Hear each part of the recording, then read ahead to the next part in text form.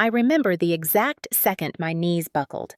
It was 4:12 in the morning at Fort Jackson, and the hallway outside the female bay was so quiet it felt like the entire installation had stopped breathing. The floor had been waxed just hours earlier, and the sharp smell still clung to the air, mixing with the faint chemical odor of laundry detergent that never quite left the barracks. I felt the cold first. It hit my palms as I caught myself and then slid down to my forearms and elbows, while the dim emergency lights flickered overhead. The power had cut out only seconds earlier, which happened sometimes when the humidity rose overnight. The blackout wrapped everything in a strange half-darkness that made every shadow stretch and shiver across the floor. My ears picked up the distant sound of boots somewhere down the stairwell, but they were too far away to help me.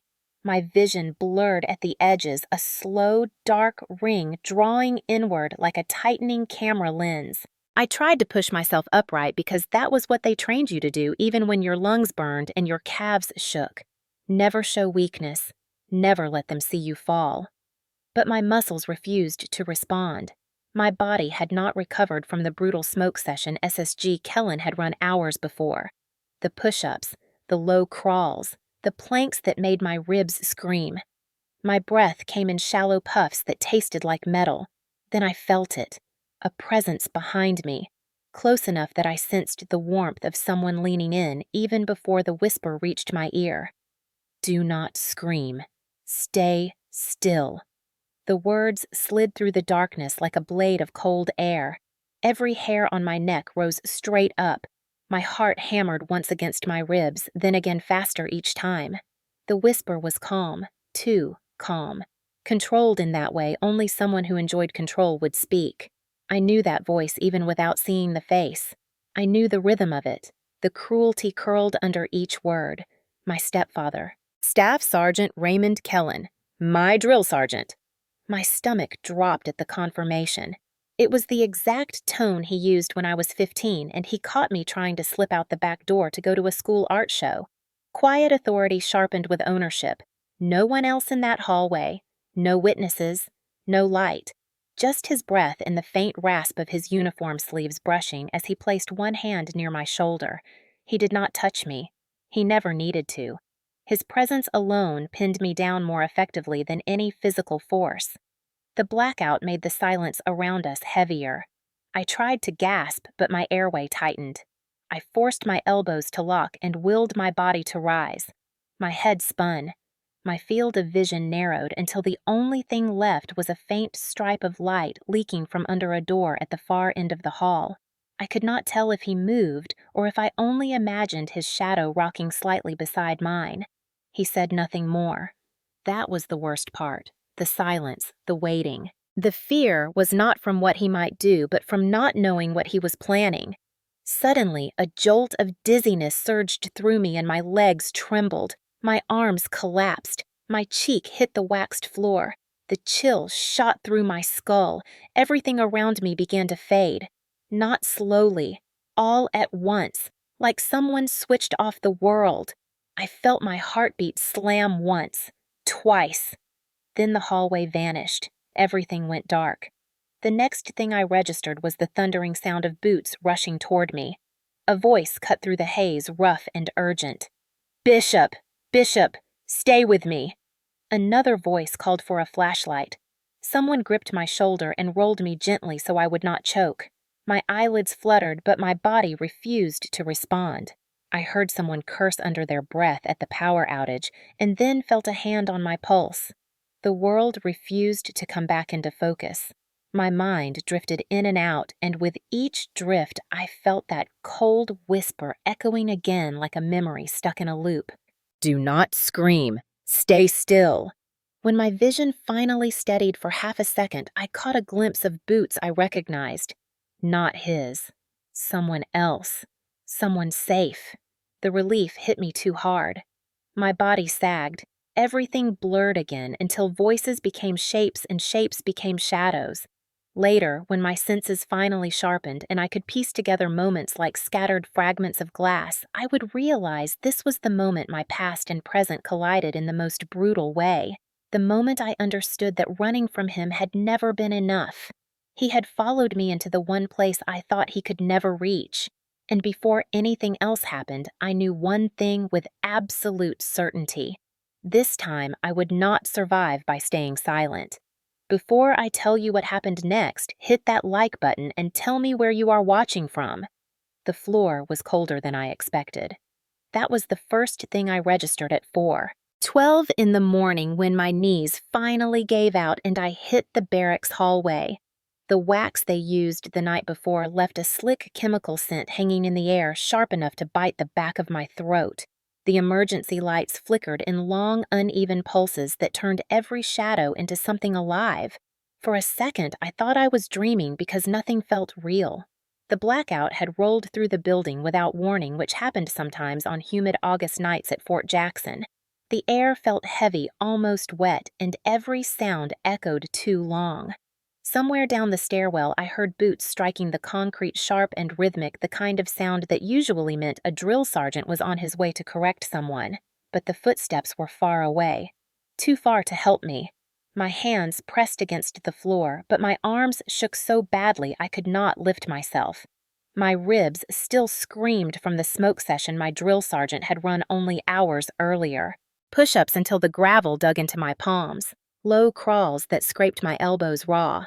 Planks so long that my shoulders felt like they had been pulled from their sockets.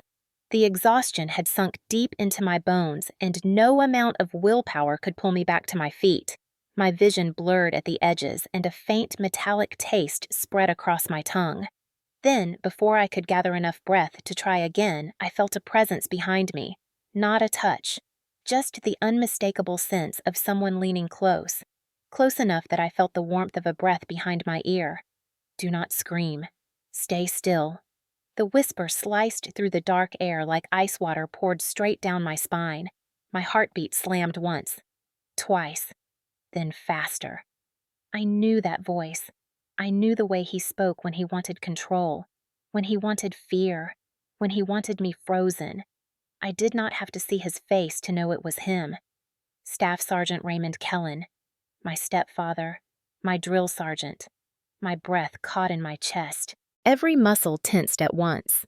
The walls seemed to close in, and the hallway turned into the same narrow cage I had grown up in under his rules and his threats. The blackout hid us in a curtain of shadow, and no one else was nearby. No witnesses. Just his voice and the faint rasp of his sleeve as he shifted slightly closer. My pulse pounded loud enough that it drowned out every other sound. I tried to move. I forced my elbows to lock and my body to rise. My arms buckled. My hands slipped. The floor tilted sideways and bright sparks burst across my vision. The emergency lights flickered again, then died completely, leaving only a weak beam of light leaking from the far end of the hall. I tried to steady my breath, but it came in quick, shallow bursts. I could not tell if he moved again, or if my mind imagined the shadow hovering above mine. He did not say another word. That silence was worse than anything else because I knew his patterns. Silence meant calculation. Silence meant he wanted me afraid enough to break. A wave of dizziness surged through my skull. The floor felt like it lifted and dropped again. My arms gave out completely, and my body hit the waxed tiles with a sharp thud. The cold shot straight through me. My thoughts scattered. Everything around me dissolved into moving darkness. Everything went dark. I do not remember the fall. I just remember the voices that cut through the haze a moment later. Boots pounding toward me, a flashlight clicking on. Someone dropping to one knee beside my head. Bishop. Bishop, stay with me. The voice was urgent and loud enough to slice through the fog. Hands rolled me onto my side to keep my airway clear. Someone else shouted for more light and cursed the blackout under their breath. My eyelids fluttered, and I saw a pair of boots I recognized. Not his. Someone safe. Relief washed over me so fast that my body sagged and the hallway blurred again. My ears rang. My chest tightened. My senses tried to come back, but drifted in and out like fading radio static. Through that drift, a single truth hit me so hard it knocked through the last of my denial. He had found a way to follow me into the one place I swore he could never reach. He had become my drill sergeant. My head throbbed as someone checked my pulse and tried to keep me awake. But even in that half-conscious fog, I knew this moment was the dividing line between my old life and everything that was coming next. I could no longer outrun him, and I could no longer survive by staying silent. Before I tell you what happened next, hit that like button and tell me where you are watching from. I grew up in Charleston, South Carolina, in a small blue house at the end of a quiet street lined with magnolia trees. When I was young, the house felt warm and safe and full of sound. My father was the kind of man who laughed with his whole chest a deep rumble that made the windows vibrate. He worked long hours at the shipyard, but always came home smelling like salt water and metal and scooped me up like I weighed nothing. He taught me how to ride a bike in the church parking lot and showed me how to skip stones at Folly Beach. When I was 12, he collapsed in our kitchen without warning. The doctors said it was an undetected heart condition, but that explanation never softened the impact. One moment he was there, the next he was gone. The house went quiet after that. My mother tried to fill the space he left, but grief settled heavy on her shoulders. Some days she moved slowly like she carried invisible weight. Other days she was so distracted that she would forget whether the oven was on or off, and I would quietly check behind her. We managed. Not happily, not easily, but we managed. Then when I was 15, my mother met Raymond Kellen. He appeared in our lives during a time when she was most vulnerable. He was polite, charming, and surprisingly attentive. He brought my mother roses on their third date and fixed the broken fence gate without being asked. At first, I thought he was good for her because she smiled more during those early months than she had in years. But looking back, those smiles were shallow and stretched tight like she was forcing them to stay in place. 6 months after they met, she married him in a courthouse ceremony so small that I still remember how the fluorescent lights buzzed above our heads. The moment he moved into our house, the air changed. It was subtle at first. He began reorganizing things. My mother's spice cabinet, the hallway closet, the bills in the kitchen drawer. He said he was making life easier for us. Then he began giving instructions rather than suggestions. I needed to tell him where I was going, when I would be home, who I was with. He said it was for safety, but his eyes sharpened every time he asked. I noticed how my mother stopped making small decisions without glancing at him first. I noticed how she flinched slightly when she dropped something or laughed too loud. He never had to raise his voice to fill the house with tension. He simply existed in a way that demanded obedience. The silent treatment became his favorite punishment. If I forgot to fold laundry or spoke back when he said something condescending, he would go hours without acknowledging my presence. When he finally did speak, it was to deliver short-clipped comments that made it clear I had disappointed him. It was not loud abuse. It was not visible. It was slow erosion, a steady drip. You think you are special because your teachers praise you. You think you are better than people. You think you deserve more than this house. Those sentences stayed in my mind long after he stopped speaking them aloud. As I grew older, I worked hard in school mostly to escape the heaviness at home. When I was accepted into a local community college, he called it a childish phase. When I got a part-time job at a bookstore downtown, he accused me of trying to avoid chores. When I applied for a scholarship program, he said no one likes a girl who tries too hard. My mother rarely stepped in, not because she agreed with him, but because she had been worn down by years of walking on eggshells. She would sit in the living room with her hands folded tight in her lap and watch arguments unfold with a helplessness that broke me even more than his words. By the time I turned 22, I felt like a guest in my own life. Everything about me had been reduced to what would keep the peace. I barely recognized myself anymore. I carried tension in my shoulders every waking hour and slept with one ear open, waiting for his footsteps. Then one afternoon, after another argument about a job interview he claimed I was not qualified for, I climbed into my car and drove to the waterfront.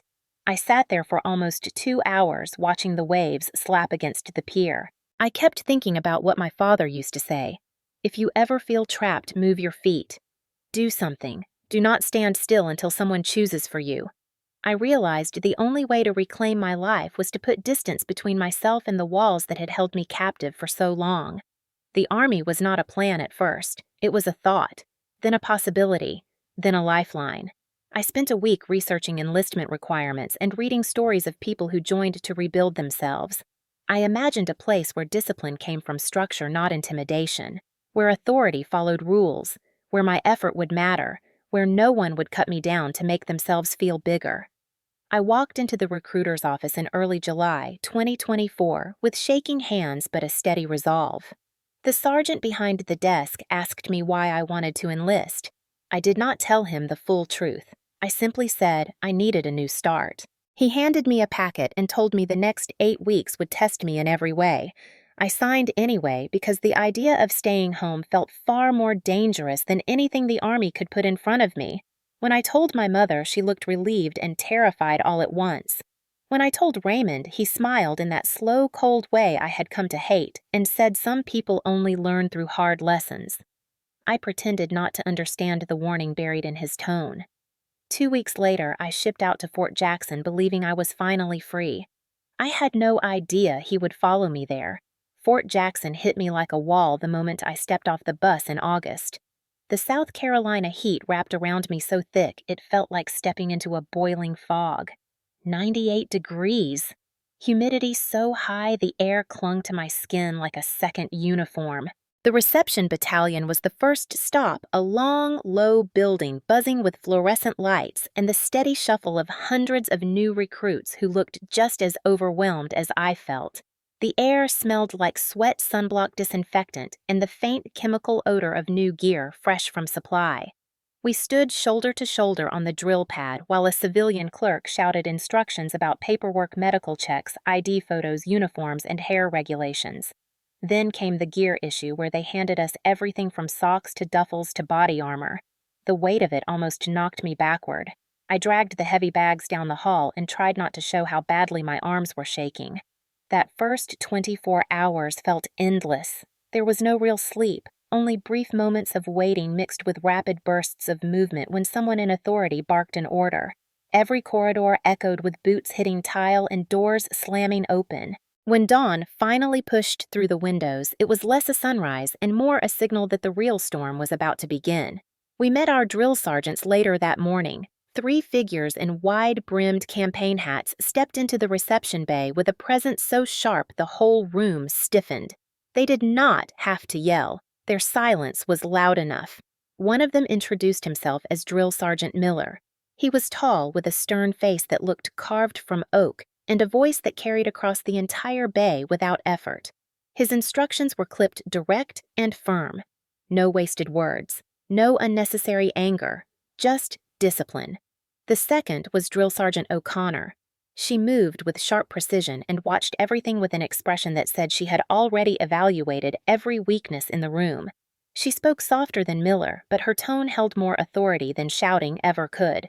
She told us that basic combat training was not designed to break us, but to rebuild us. At the time, I believed her. At the time, I had no idea how different one drill sergeant would be from the others. The reception process lasted 4 days. 4 days of standing in lines, filling out forms, getting vaccines, learning how to march, receiving equipment, and being stripped of whatever individuality we arrived with. No phones, no personal freedom, no privacy. By the time they formed us into companies and marched us to our assigned barracks, I was exhausted enough to fall asleep standing up. Our barracks sat on a small rise overlooking a pine-lined training field. The building was plain rectangular and beige, humming with the constant roar of air vents trying and failing to fight the August heat. Inside were 2 large bays lined with rows of metal bunk beds, each bed with a wall locker at its foot and a rigid set of rules taped to the frame.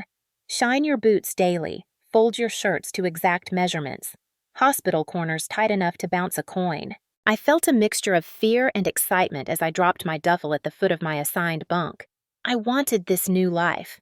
I wanted the structure and the challenge and the chance to become someone stronger than the girl who had spent years holding her breath at home. But the unknown pressed down on me like the humid air outside. Everything moved quickly during those early days. Wake up at 04:30 to the blast of drill sergeants storming into the bay. Formation before sunrise. PT on the field with sweat soaking through our uniforms before the sky even turned blue. Breakfast in the dining facility so fast we barely tasted it. Back to training. Marching drills. Classroom instruction. weapons handling, endless memorization of Army values and ranks and procedures. There was never a moment to think, never a moment to question. Only movement, only effort, only the constant push to keep up. Sweat ran into my eyes during PT and soaked through my shirt until it clung to my skin. My lungs burned, my legs trembled, my arms ached from push-ups and burpees and carrying heavy rucks in the thick heat. But for the first time in years, the exhaustion felt purposeful rather than oppressive. D.S. Miller corrected my posture during ruck marches, but did so with professionalism, not cruelty. D.S. O'Connor encouraged me when I struggled with the confidence course and told me not to underestimate myself. Their presence made me believe that this environment could shape me into someone new. The other trainees were figuring it out just like I was. Some already had military families and understood the rhythm. Others like me had come from quiet homes and had never been yelled at by anyone in uniform before. But by the end of the first week, we were all moving in sync, breathing in sync, and fighting the same battle against heat fear and fatigue. Each night, the barracks smelled like sweat detergent and the faint metal of bunks that groaned under shifting bodies. Lights out came fast, and the moment they did, the exhaustion dragged me under so quickly that I rarely dreamed. The only time fear crept in was during the brief stillness between wake-ups when the room echoed with soft snoring and shifting sheets. In that quiet, I sometimes felt the old memories stirring and the weight of everything I had tried to escape back home, but each morning I pushed them down. I told myself that I had moved forward. I told myself that nothing from my past could follow me here. That belief held strong through the first weeks of training. It held as we marched through the heat and learned to move like soldiers. It held until the day a new drill sergeant walked into our formation and my entire world tilted. I saw his face, heard his voice, felt my chest tighten. Staff Sergeant Raymond Kellen, my stepfather, standing in front of my company wearing the same hat and the same authority I thought I had escaped. The heat that morning felt colder than anything the Carolina sun could burn away. The morning he appeared started like any other. The humidity sat heavy over the company area, and the sky over Fort Jackson had that washed-out gray tint that always came before the sun burned through. We stood in formation outside the barracks boots, aligned chins, tucked sweat already prickling along our hairlines, even though it was barely past 6. D.S. Miller paced the front of the formation with his usual steady stride, while D.S. O'Connor checked our uniforms with the kind of sharp eye that could spot a loose thread from across the pad. I was exhausted but steady, bracing myself for another long day. Then the company office door opened. At first, all I saw was the wide brim of a drill sergeant hat. Then the shadow under it. Then the face. My throat closed so fast that I barely sucked in the breath I needed to stay upright. It was him. Staff Sergeant Raymond Kellen, my stepfather. The man I had spent years trying to escape. The man whose voice still crawled into my dreams. The man whose presence turned every room into a cage. He walked toward the formation like he had every right to be there. His uniform was pressed to perfection, his sleeves sharp, his boots polished to a dark shine. The campaign hat cast a shadow over his eyes, but I knew the shape of that cold stare. I had seen it at kitchen tables and doorways and mirrors I avoided for years. A chill crawled up my back, even though the air felt thick and hot. He slowed as he reached the front row. He was close enough that I could see the faint twitch of a smirk at the corner of his mouth. Not a smile. A warning. A reminder. I forced my gaze to stay forward, but my peripheral vision locked on every movement he made. My heartbeat thudded against my ribs hard enough that I wondered if the entire platoon could hear it. He scanned the formation with deliberate calm until his eyes landed on me. They lingered for a fraction of a second, a flicker, recognition hidden under a mask of professional indifference. Then the familiar curl of a half-smile touched his lips, the same expression he used back home whenever he wanted me to know he was in control. "Good morning, trainees."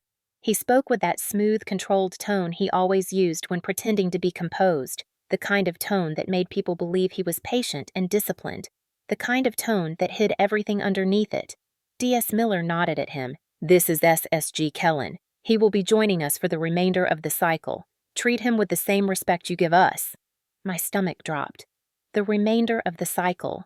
Weeks. Weeks with him in charge. Weeks with him watching me. Weeks with no escape. He stepped forward again and began walking down the line. Each step was slow and measured, like he enjoyed making people wait for whatever correction or instruction came next. When he stopped in front of the trainee beside me, he looked directly over the girl's shoulder right at me with eyes devoid of any warmth. He did not acknowledge me. Not with a word, not with a nod, not even with the familiarity of someone who had been in my home for almost a decade. He simply pretended I was another random face in a uniform. The deliberate act of pretending not to know me made my skin crawl more than any direct threat could have. It was calculated, it was power, and he wanted me to feel it. The trainee next to me leaned slightly whispering under her breath, "You okay? You look like you have seen a ghost." I kept my eyes locked forward. If I moved, if I blinked too long, if I even showed the slightest sign of recognition, he would use it against me. He always did. I bit the inside of my cheek until I tasted copper just to keep myself grounded. My voice barely came out. "I am fine." She did not look convinced, but she straightened again before any drill sergeant caught her glancing. My thoughts spun fast and hard. If I say something, no one will believe me. They will think I am making it up. They will think I am trying to get out of training.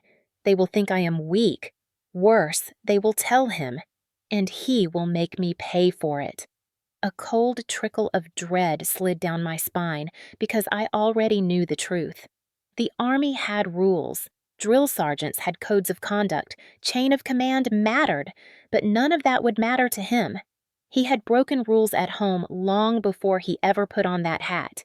He had controlled my mother with silence and controlled me with fear, and he had done it all without ever leaving a bruise anyone could see. If he had fooled adults for years, he could easily fool strangers in uniform.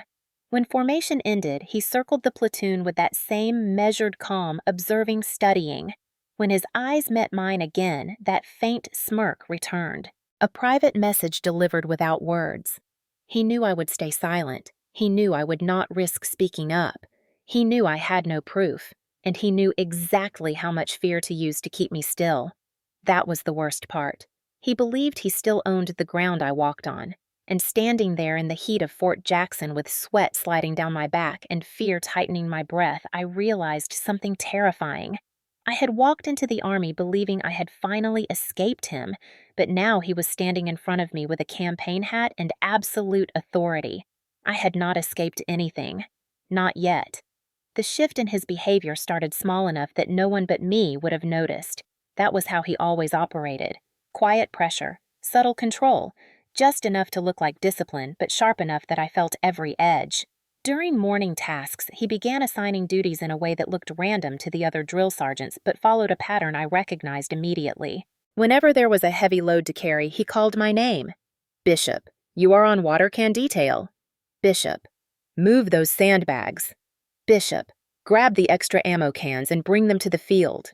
His tone never rose above standard instruction, yet each task weighed twice as much as what everyone else carried. By midweek, my shoulders ached so badly that I had trouble lifting my arms above chest level. Still, I complied. If I hesitated even for a breath, his eyes would lock on mine just long enough to send a silent warning. "Do not push back. You know better." The others did not question it. Someone had to do the heavy tasks. It just always happened to be me. The first time he made me remake my bunk, it almost seemed legitimate. Maybe the sheet was not tight enough. Maybe the hospital corners were not perfect. But when he made me strip it again after only 10 seconds and redo every fold under his silent supervision, the unease began to rise. When he ordered me to do it a third time, the unease turned into certainty. On the 6th attempt, my fingers trembled from fatigue. Sweat beaded on the back of my neck and soaked into the collar of my shirt. He stood at the foot of the bed with his hands clasped behind his back. His face remained cold and expressionless. No raised voice, no name-calling, just steady criticism delivered in a tone that made everything sound like a personal failure. "Bishop, you know the standard? Do it again." His voice carried across the bay but without heat.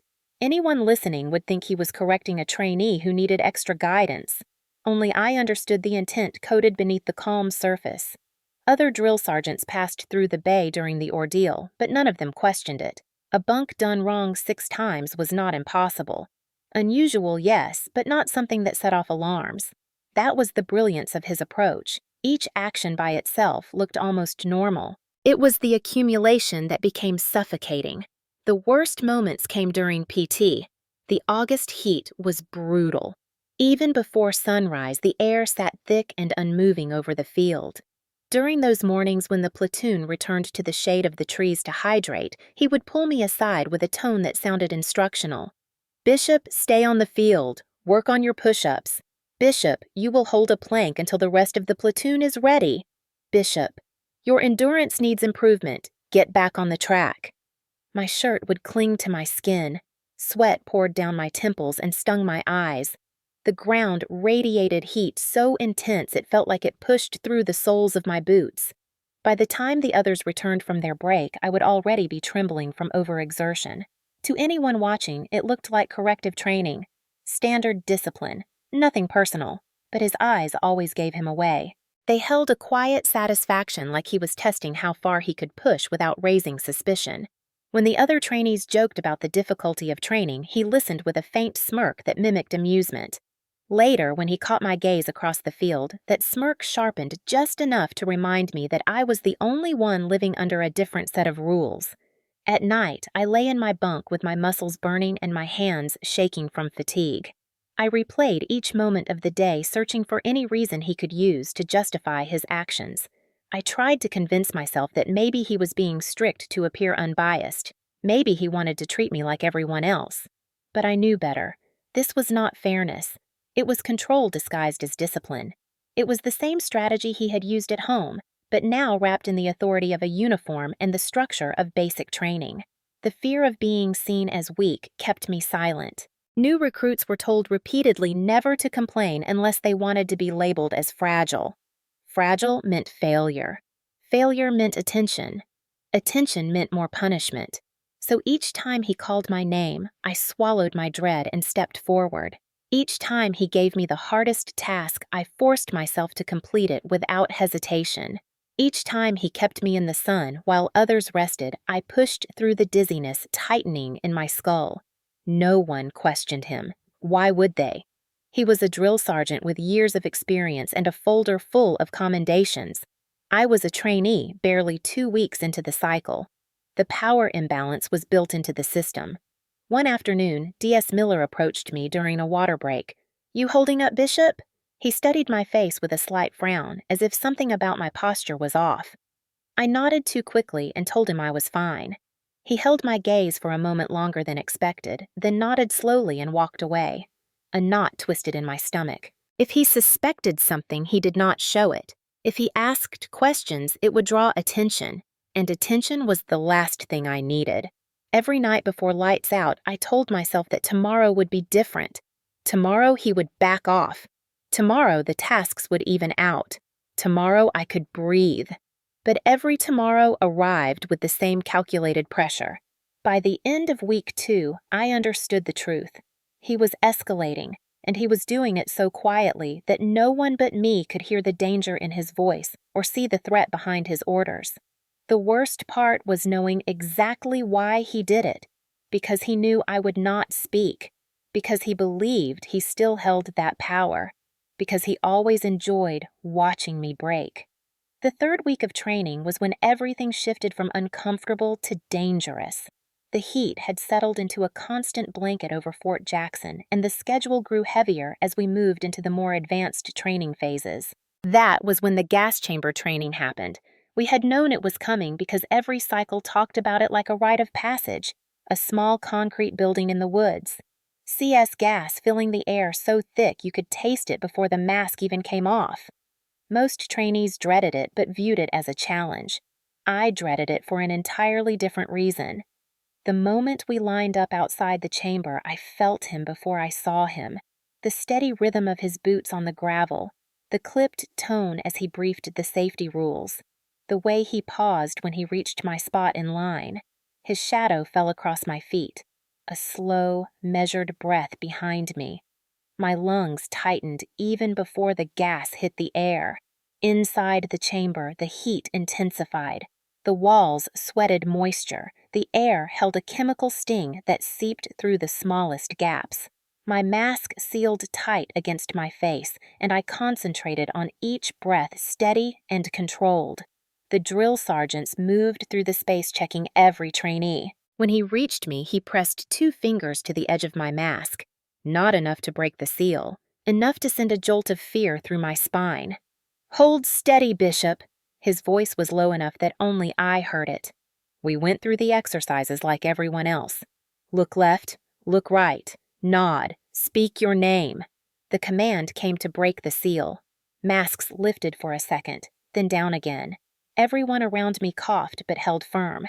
Then his voice drifted through the haze. "Bishop, do it again." His order cut through the gas fog like a blade. My mask lifted again and the burn hit instantly. My eyes stung and my throat seized. When I tried to reseal the mask, his hand stopped mine for 1 heartbeat. Not a full touch, just pressure near the strap. A delay, a silent threat. The gas clawed into my lungs. Tears streamed down my face. The air turned searing hot. When he finally let me finish the seal, my breath came in ragged bursts. My knees weakened and the edges of the room pulsed. To any observer, it looked like I just struggled like any nervous trainee. To me, it was a reminder. He could hurt me without ever laying a hand on me. After the chamber, the platoon staggered out, coughing. Trainees laughed between fits as the burning eased. I bent forward with my hands on my knees, trying to get air into my lungs. Across the field, he watched me. No expression, no concern, only calculation. That night was night fire training. We marched to the range under a sky dark enough to swallow sound. The moonlight stretched long shadows across the dirt, and the faint smell of gun oil clung to the air.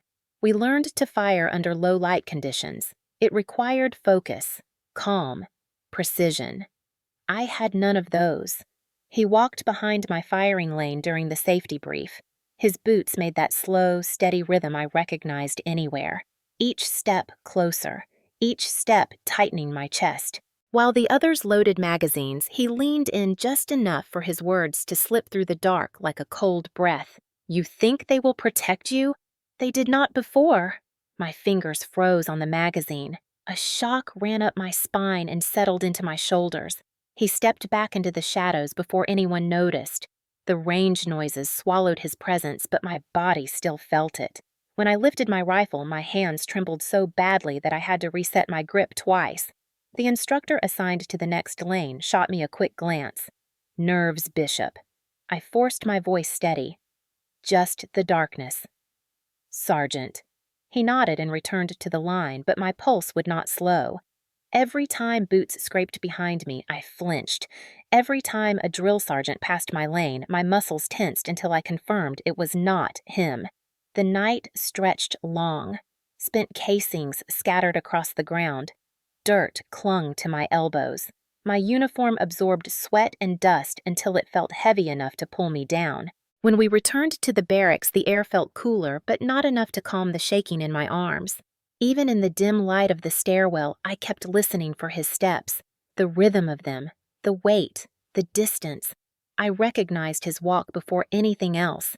He had used that same rhythm for years at home to make sure I knew exactly when he approached the hallway outside my room. That old memory wrapped around me so tightly, it squeezed out the breath in my lungs. In the bay, I lay awake while the others fell asleep instantly. The smell of laundry soap and metal bunks filled the room. But underneath it, I could almost imagine the faint scent of his aftershave. Sharp, clean, familiar in the worst possible way. I tried to close my eyes and force myself to rest, but every small sound pulled me back to alertness. A bed creaking, a cough, boots shifting on the floor. My heart jumped at every noise until exhaustion finally dragged my eyelids down. Even then, the fear stayed. A low, steady hum in the background, a coiled tension waiting for the next moment when he would step too close, or whisper again, or find another way to remind me that even in the army, even surrounded by hundreds of people, I was never beyond his reach. By the end of week 3, the dark corners of training no longer came from the Army schedule. They came from him. And the truth I did not want to admit settled in my mind like a shadow. He was escalating, and sooner or later he would push me to the breaking point. The night it happened started long before the blackout. It began at evening chow when the air inside the dining facility felt heavy enough to drink. Sweat gathered beneath my collar before I even sat down with my tray. My hands trembled slightly each time I lifted my fork, but I forced myself to eat because I already sensed something was coming. He had been watching me all day. Not openly. Not enough for anyone else to notice. Just those small, lingering glances from across the formation or the faint curl of his mouth whenever he passed near my row. By the time we marched back to the company area, the sun had fallen behind the tree line and the sky had gone from dim blue to deep navy. The cicadas screeched so loud it felt like the whole base was humming. Lights flickered across the barracks windows as we lined up outside for accountability. That was when he stepped forward and announced a night smoke session. His tone was calm, deceptively calm, the kind of tone that made every muscle in my body lock. Placing emphasis on discipline and unity, he began ordering exercises that hit harder and lasted longer than anything we had done that week. Push-ups until wrists ached, overhead holds with 25-pound plates that made my shoulders throb, planks on the ground long enough that my elbows dug into the dirt. Sweat poured down my face and soaked my uniform in dark streaks. The air felt thick and unmoving. The platoon struggled, but kept pushing. I pushed harder because his eyes never left me. Every time I faltered even slightly, his voice cut through the night. "Bishop, fix your form. Bishop, lift higher. Bishop, do not quit on my field." My breath burned in my lungs. I swallowed mouthfuls of humid air that felt like steam. Time blurred. Minutes stretched so long they felt like hours. The smoke session lasted 45 minutes, but my body felt like it had endured a full day. When he finally called for recovery, the platoon slumped in exhaustion. My arms trembled violently and my legs felt numb. Sweat dripped down the back of my neck and pooled at my waistband. Most of the platoon dragged themselves toward the shade of the barracks lights, but before I could follow, he stepped in front of me. His shadow blocked the faint glow from the outdoor lamps. "You are not done, Bishop." His voice was quiet enough that only I heard it. "Low crawl to the end of the field. Now." My breath hitched. The ground was dry and uneven. My uniform was already soaked through. My head spun from the heat and lack of water. The others were too busy gulping down air to notice his order. I dropped to the dirt. My elbows and knees screamed in pain as soon as they touched the ground. "Move, Bishop." He stood over me like a dark silhouette against the faint glow of the barracks lights. I crawled, inch by inch. My vision blurred. The field stretched longer than I remembered. My elbows dragged through gravel and my knees scraped against the soil. Each movement felt like it required all the strength left in my body. I reached the halfway point when the dizziness hit. It rushed up my spine like a cold wave. My palms slipped. I gasped, but the air tasted metallic and thick. "Keep going, Bishop." His tone sharpened. The same controlled cruelty I knew too well. My limbs trembled. I tried to push again, but my muscles no longer listened. The world tilted slightly. The ground rose, then fell. My breath thinned into shallow, rapid bursts. When I finally lifted my head, the lights in the barracks flickered once, then again, then died completely. The entire field dropped into near darkness. A blackout. I froze. The absence of light made everything feel sharper and more dangerous. My ears rang. My heartbeat crashed in my chest like a fist against a locked door. Then I felt more than saw him lean closer. The faint shift of air, the weight of his presence towering above me. His boots stopped beside my hands. My fingers curled reflexively into the dirt. My body refused to lift. I tried to breathe, but every inhale felt thin and broken. My vision narrowed until only a sliver of light from the distant parking lot remained. Then that too faded. My arms gave out completely. My cheek hit the ground. A cold rush swept through my body. The night closed in fast. Everything went dark. My consciousness flickered like the failing lights moments earlier. I remember the faint sound of boots approaching. Not his. Lighter. Faster. Someone calling my name. Bishop. Bishop. Get up! The voice trembled with panic. A hand gripped my shoulder. Not rough. Urgent. Lauren. Answer me. It was Mariah. Her voice cracked as she rolled me slightly to keep me from choking. Her hands were shaking. She pressed her ear near my mouth, checking for breath, then shouted for help. Her voice echoed across the empty field. Drill sergeants rushed toward us. Flashlights cut through the darkness. Someone shouted to call medical. Someone else cursed the blackout, but all I could hear was the faint hum in my ears and the distant thudding of my pulse. My body felt distant. My vision refused to return. Mariah's voice blurred, but her hands stayed firm on my shoulder as she whispered, "You are not dying on me, Bishop. Stay with me." The world tilted again. Then everything dissolved into sound and shadow. That night became the first moment he pushed me so far that my body collapsed under the weight of his control. And it became the moment someone else finally saw me fall. The morning after the blackout incident felt different before anyone even said a word. The air in the bay was heavy with a quiet tension that did not come from standard exhaustion.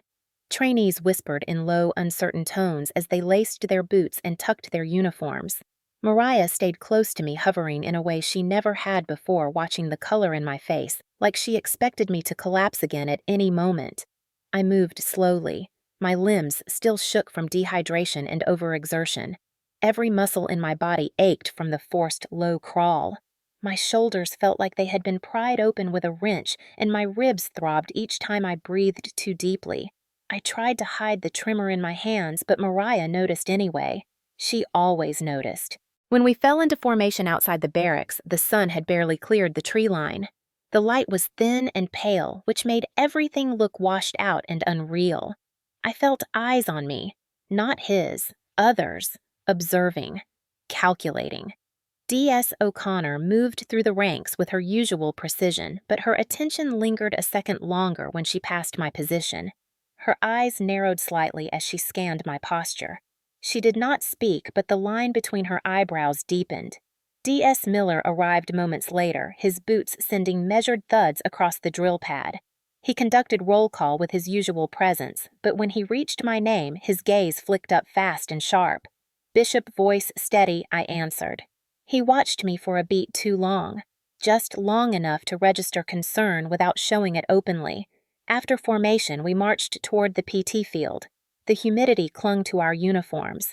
My legs felt unsteady, but I forced myself to keep pace. Falling behind would only draw more attention, and attention was the last thing I needed. Still, I sensed the eyes on me the entire walk. As PT began, I kept up as best I could. My body screamed with each movement. During push-ups, my arms trembled so hard that grit stuck to my palms. When we transitioned to sit-ups, my abdominal muscles burned with a deep ache that made it hard to breathe. Sweat gathered along my hairline and ran into my eyes. Each time I slowed even for a second, Miller's gaze flicked toward me like he was tracking a pattern he could not fully grasp yet. After PT, when we formed up for marching drills, O'Connor stepped closer to the platoon, and her eyes found me instantly. Bishop stepped out for a moment. My pulse spiked. I obeyed because there was no choice not to. She motioned for me to stand in front of her near the edge of the formation. Her voice remained calm, but held an undertone of something I could not name. Turn around. I did. She studied the bruises on my shoulders. They were dark and uneven, the kind that came from prolonged pressure, not impact. Her silence stretched so long that I felt my breath begin to tighten. What happened here? Bishop? Her voice was even, but her eyes were sharp. I swallowed hard. Training sergeant. Standard exercises. She paused. That is not a standard pattern. Those bruises looked like stress position overuse. Why did this happen only to you? The question hit harder than any push-up or plank drill. I froze. My mouth opened, but no words formed. She stepped around to face me again and lowered her voice so the others could not hear. If you are being targeted, you need to tell me. My stomach dropped. My throat closed. I forced my voice to remain steady. I am not being targeted, Sergeant. I am just adjusting slower than the others. She studied my face in silence. A long, heavy silence. O'Connor was not the type to accept vague answers. She knew enough about trainees to differentiate between physical struggle and fear masked as obedience. The doubt in her eyes made my pulse speed up. Finally, she nodded once, but her expression remained unsettled. Return to formation, Bishop. I did as ordered, but my knees wobbled as I stepped back into place. Mariah whispered when O'Connor walked away. What did she ask you? I shook my head. Nothing. She did not believe me. You need to report this. Someone has to. I clenched my jaw. No. If I told anyone the truth, it would ignite something I could not control. They would ask questions. They would involve chain of command. And eventually, it would circle back to him. He would find a way to twist it. He always did. During weapons cleaning later that morning, Mariah cornered me at the far end of the bay. Her voice was sharp with frustration. Lauren, this is not normal. You nearly passed out last night. You look like you haven't slept in a week. She grabbed my arm gently, but firmly enough to force me to look at her. And those bruises. She lowered her voice. Someone is doing this. Tell me I bit the inside of my cheek. My voice cracked when I finally spoke. They will think I am making excuses. They will think I am weak. They will think I cannot handle training. Her expression softened instantly. She knew enough about fear to recognize when someone was drowning in it. Lauren, this is not about being weak. This is about someone hurting you. You have to say something. You cannot keep this inside. The problem was I already knew the truth. This was not about strength. This was about history, about power, about the fact that telling the truth had never protected me before. Silence was easier. Silence was safer. Or so I told myself. Later that afternoon, while assembling our rucks for the next day's march, D.S. Miller approached quietly. He crouched beside my gear and pretended to inspect my packing list so the others would not suspect anything. His voice stayed low. Bishop, you are moving slower than usual. You are dehydrated, and you look like you took a beating. I stared straight ahead. I am fine, Sergeant. He exhaled through his nose. A small, controlled sound that carried more worry than annoyance. His hand hovered near my shoulder for a second, but he did not touch. You need to be honest. If something is wrong, we have procedures for that. His words were not unkind. They were steady. Firm, the kind of tone that offered stability rather than fear. For a brief moment, I wanted to tell him everything. The gas chamber, the night fire, the smoke session, the crawl, the whisper, the years before all of it. But the image of my stepfather standing in formation with that half-smile cut the thought short. If I said even one sentence, he would know. He would retaliate, and I was not ready for a war I could not predict, so I lied. Just adjusting, Sergeant. It will get better. His eyes narrowed. He did not believe me, but he nodded anyway and stood up. He walked away slowly like he was filing this moment away for later. That was the first day I realized my silence was cracking. The people around me were noticing. The bruises, the exhaustion, the fear. And the more they noticed, the more dangerous everything felt. Because if the wrong person asked the right question at the wrong moment, he would hear about it. And he would escalate in ways I was not ready to face. But even deeper than that was a truth I did not yet want to acknowledge. Someone finally saw me breaking. And once someone sees the cracks, they start looking for what created them. The body remembers things long after the mind tries to bury them. That was the truth I learned in week 4 of basic training. Every bruise on my shoulder, every tremor in my hands, every jolt of panic when I heard his boots in the hallway. All of it began pulling old memories up from the places I had shoved them years earlier. Memories I never wanted to feel again. It started one night during fire guard duty. The bay was dim and quiet. Most of the platoon slept in restless waves, shifting in their bunks, murmuring through dreams shaped by exhaustion. I walked slow, trying not to limp from the muscle strain in my legs. The floor creaked. The fluorescent lights buzzed faintly. The metallic scent of bunks and boot polish filled the air. Then I heard footsteps outside the bay. Not loud, not fast, just steady. The rhythm of them, measured, predatory, controlled. My breath caught because I knew that sound. I had known it long before Fort Jackson. I froze mid-step. The world inside the bay vanished, and I was 17 again, standing at the edge of the living room in Charleston, listening for his footsteps in the hallway, trying to judge his mood by the weight of each step. My hands clenched instinctively and my throat tightened. The old memory hit so hard that it took my breath with it. He had once told me when I was younger that listening was more important than speaking. Weak people deserve discipline. Those words had stayed in my bones like a cold splinter. I had spent years trying to forget them. But the Army had a way of dragging truths into the open, especially when the man who said them wore a uniform and held the power to dictate every second of my day. As I continued my fire guard rounds that night, the memories flooded in with a force I could not stop. I saw my mother standing in our kitchen, her hands shaking around a cup of tea while Raymond criticized her for something as small as forgetting to buy the right bread. When she tried to defend herself, he slapped the cup from her hand, tea splashing across the counter. She had flinched not from the sound, but from the way his eyes narrowed, as if her speaking was an offense to him. Later that night, I crept out of my room and saw her sitting alone on the couch with a bruise forming on her cheekbone. She told me she had bumped into a cabinet door, but the cabinet doors in our house were soft pine, not sharp enough to bruise like that. When I was 16, I tried to argue with him once. Only once. I had come home 10 minutes past curfew because a school project meeting ran late.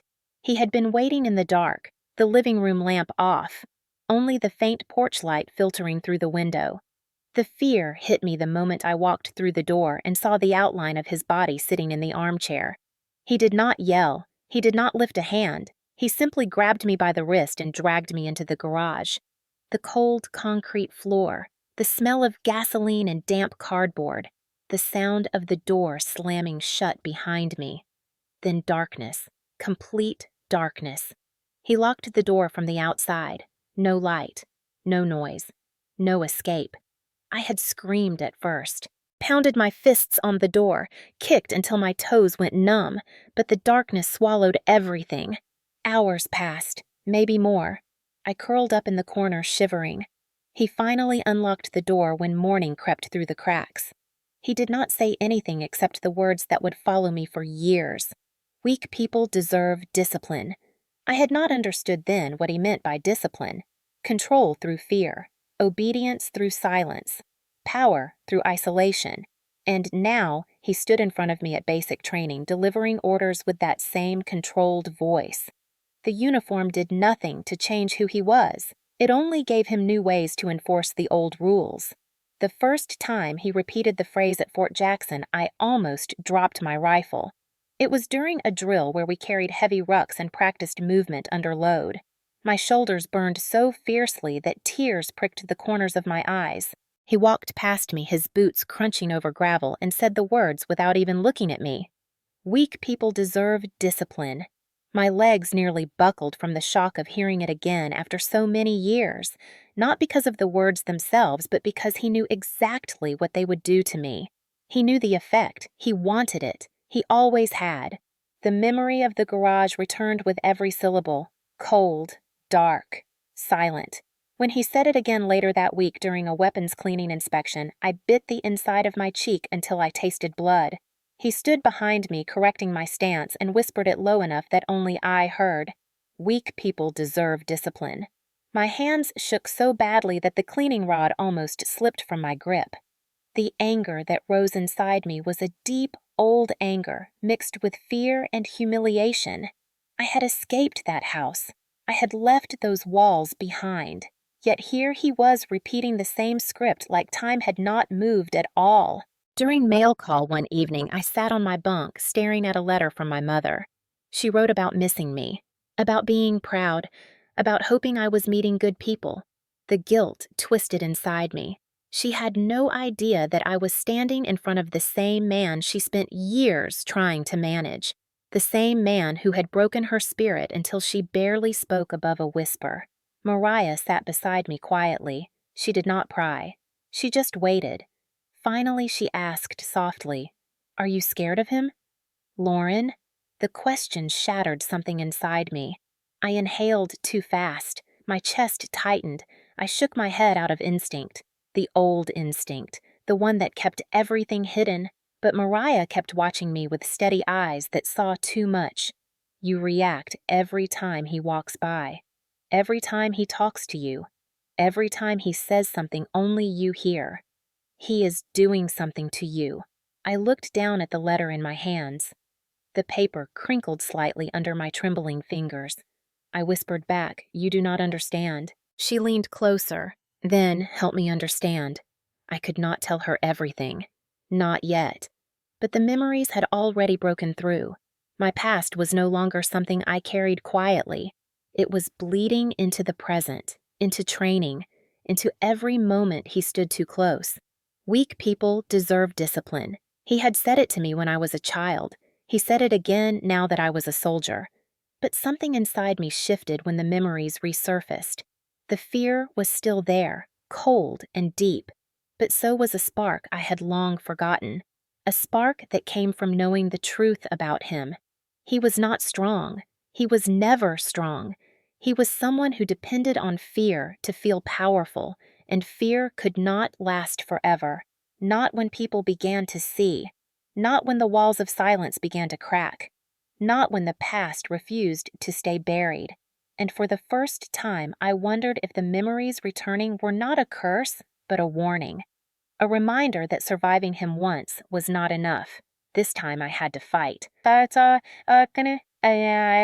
The blackout hit at exactly 4 in the morning, and I swear the darkness felt alive. 1 second, the barracks hallway glowed under harsh fluorescent light. In the next, everything snapped to pitch black, like someone had pulled a blanket over the world. The hum of the lights died. The fans stopped spinning. The air shifted from warm to cold in a single breath. I had been half awake on my bunk when the power cut, but I knew instantly who would use the blackout to his advantage. My heart raced before I even heard his boots. Raymond always moved with a calculated rhythm. Sharp, confident, slow enough to intimidate but steady enough to warn anyone who knew him that something was coming. I felt that rhythm before I even saw his silhouette in the faint emergency glow leaking from the exit signs. Bishop outside, now his voice echoed softly through the darkness. No yelling, no bark of command, just controlled authority. That was how he sounded when he wanted complete obedience. I slid off my bunk, slowly legs weak from the night smoke session he had engineered just hours earlier. My body was already shaking from dehydration and muscle fatigue, but my instincts overrode every protest. When he called my name, I obeyed. Every time. I walked toward the hallway, my eyes barely adjusting to the dim red tint from the emergency lights. My hands were trembling, and sweat gathered at the back of my neck despite the cold air. The darkness made everything feel smaller and louder. My own breathing, the creak of my boots, the echo of distant footsteps from fire guards somewhere deeper in the company bay. Then I saw him. His outline leaned against the wall, almost casual, like he had been waiting for the moment the lights went out. His face was shadowed, but I could see the glint of his rank on his uniform. Even in near darkness, that chevron seemed to radiate authority. He jerked his chin, signaling me to follow. No words. No explanation. My pulse hammered as I trailed him down the hallway. When we reached the far end, where the emergency lights barely touched the floor, he stopped abruptly. "Turn around," he ordered quietly. Not forceful, controlled, measured. The kind of tone that always preceded something worse. My throat went dry. I could not see his expression, but the darkness made everything feel too close, too private, too familiar in the most terrifying way. He stepped behind me. I smelled the faint mix of aftershave and the leather of his duty belt. The kind of smell that should have meant authority and safety, but for me, it only meant the past clawing its way back. "Hands behind your back," he said, not touching me, just letting the words linger in the cold air. It was supposed to be a disciplinary stance, something used to reinforce obedience, position of attention, but the hallway was too dark and too quiet, and he was too close. My knees wobbled partly from fatigue, partly from fear. Suddenly, I felt his breath brush the back of my neck. Hot, controlled, intentional. Then he whispered the words that ripped straight through my spine. "Do not scream. Stay still." The whisper hit me like a gunshot. It was not loud. It was not rushed. It was not shouted in anger. It was low, intimate, and placed carefully close enough to my ear that every syllable slid under my skin. The words were not sexual, but the situation was engineered to feel like something blurred, twisted, and violating. He wanted confusion. He wanted fear. He wanted me frozen. He knew exactly what he was doing. My blood turned to ice. My legs locked. My breath hitched so violently I thought I might choke. My mind split into two realities. 17-year-old me trapped in the dark garage of our Charleston home, listening to him whisper through the door that weak people deserved discipline, and 23-year-old me trapped in the barracks hallway of Fort Jackson, helpless under blackout emergency light. I tried to steady my breathing, but it came out ragged and sharp. He leaned even closer. I could feel the warmth of his breath against my jaw. "You need to learn to obey without question," he murmured. His tone calm. Too calm. "This is corrective training. Nothing more." But that was the point.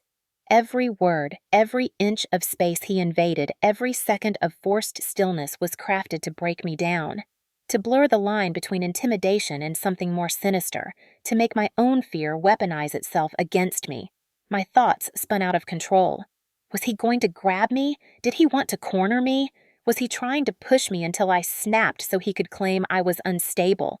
My pulse thundered at my temples. My vision blurred. My fingers tingled. I swallowed hard, but the air felt too thick. I whispered, "Sir, please do not do this." My voice cracked humiliatingly fragile. He exhaled slowly right beside my ear. The sound too intimate, too intentional. "You do not get to tell me what to do, Bishop. You never have. You never will." My chest tightened like someone had wrapped barbed wire around my ribs. A wave of dizziness hit me so strong I had to plant my boots wider to keep from falling. The hallway walls stretched and warped in my vision. My ears rang. My heartbeat pounded so loudly it drowned out everything else. "Sir, I cannot breathe." I gasped. I was not lying. Panic constricted everything inside me. He paused just long enough to savor my fear. Then came the final whisper soft enough to break me. "They cannot protect you. They never could." My vision tunneled instantly. My knees buckled. The emergency red lights flickered. The walls spun. My stomach lurched. My fingertips went numb. And then everything went dark. I felt the floor rush toward me, but I barely registered the impact. The cold linoleum hit my cheek. My body convulsed once, then went still. Somewhere far away, I heard boots pounding down the hallway faster than his steps ever moved. Someone shouted, "Bishop, Bishop, stay with me!" Hands gripped my shoulders, pulling me onto my side. A flashlight clicked on blinding through the haze. But I could not move. I could not speak. The last thing I heard before the world dropped away completely was another drill sergeant yelling, "Where the hell is Kellen?" And then silence swallowed everything. When I woke up, the world felt too bright, too sharp, too loud. The infirmary lights poured into my eyes like someone had set the sun directly above my head. My throat felt dry and my limbs tingled like they had fallen asleep for hours. A nurse hovered near me, taking vitals with quick, efficient movements. "You fainted during early morning transition," she said, her tone gentle but her eyes searching my face for something else. "Exhaustion, dehydration, maybe heat stress. That is what the report says." I blinked slowly, trying to make sense of where I was and how I had gotten there. The memories of the hallway were foggy at first, just shadows flickering at the edge of my thoughts. Then Raymond's whisper returned so sharply that my stomach twisted. "Do not scream. Stay still." I flinched before I could stop myself. The nurse paused briefly as if she noticed, but she did not press. After a few minutes of monitoring, she stepped out to speak with someone. Through the thin curtain, I heard low voices. One of them was unmistakably firm, steady, and authoritative. First, Sergeant Monroe. She had a reputation across the company for being fair but unsparing, the kind of leader whose presence immediately corrected posture and silenced complaints. She asked in a lowered voice, "Is she awake?" The nurse replied, "Yes, First Sergeant, but she is still weak. Her vitals are stabilizing." Then Monroe's voice took on a tone I did not expect. Concern. "And what about the report from the drill sergeant who found her? He said she was alone in the hallway during blackout. Any other personnel recorded near her location?" The nurse hesitated. "That is for the commander to review." A rustle of movement followed. Then Monroe stepped through the curtain. Her uniform crisp, her expression unreadable, but her eyes focusing on me with a sharpness that made my pulse jump. "Bishop," she said, calm but commanding. "How are you feeling?" I swallowed. My voice came out thin. "I am fine." "First Sergeant, just got lightheaded." Her eyes narrowed just a fraction. "You got lightheaded at 4 in the morning in the far hallway of the bay where you had no assigned duty." "That is not typical." My breath hitched. I looked at the blanket, hoping it would swallow me whole. "Maybe I was going to the latrine." "I do not remember." She folded her arms. Her body language said she did not believe a word, but she was not going to accuse without proof. "Did anyone tell you that you were found unconscious on the floor by Drill Sergeant O'Connor? He claims you were already down by the time he got to you." The room felt suddenly smaller, like the walls had moved inward. She continued, "And he said he saw someone walking away from the corridor just seconds before he reached you." My heartbeat thudded painfully in my ears. Everything inside me knew exactly who she was referencing, but the fear that had been carved into me years before held my tongue in place like it was bolted down. The curtain rustled again, and Captain Vance stepped in. He had the calm intensity of someone who had seen enough cases of misconduct to recognize patterns even before evidence filled the gaps. His gaze moved from me to Monroe, then back. "Bishop, I want you to know something," he began. His tone was steady but carried an unmistakable edge of seriousness. "My job is to protect soldiers, every soldier. That includes you." I nodded, but my hands shook slightly under the blanket. He exchanged a look with Monroe, then continued. "We had a blackout at 0400, which is already unusual. Some of the exterior generators kicked on, but the internal cameras flickered for several minutes. We pulled the footage we could. At that moment, I felt my lungs freeze." He walked around to the foot of the bed and rested a tablet there. "Some of the clips were corrupted," Vance explained, "but not all." We reviewed the hallway cameras right before the blackout hit. There is a section of video that shows Staff Sergeant Kellen walking unusually close to you multiple times over the last 2 weeks. My stomach dropped. He let the words sink in. "Several recorded instances show him stopping you for corrective training when no other drill sergeant was present. That alone is not a rule violation, but the frequency and timing are concerning."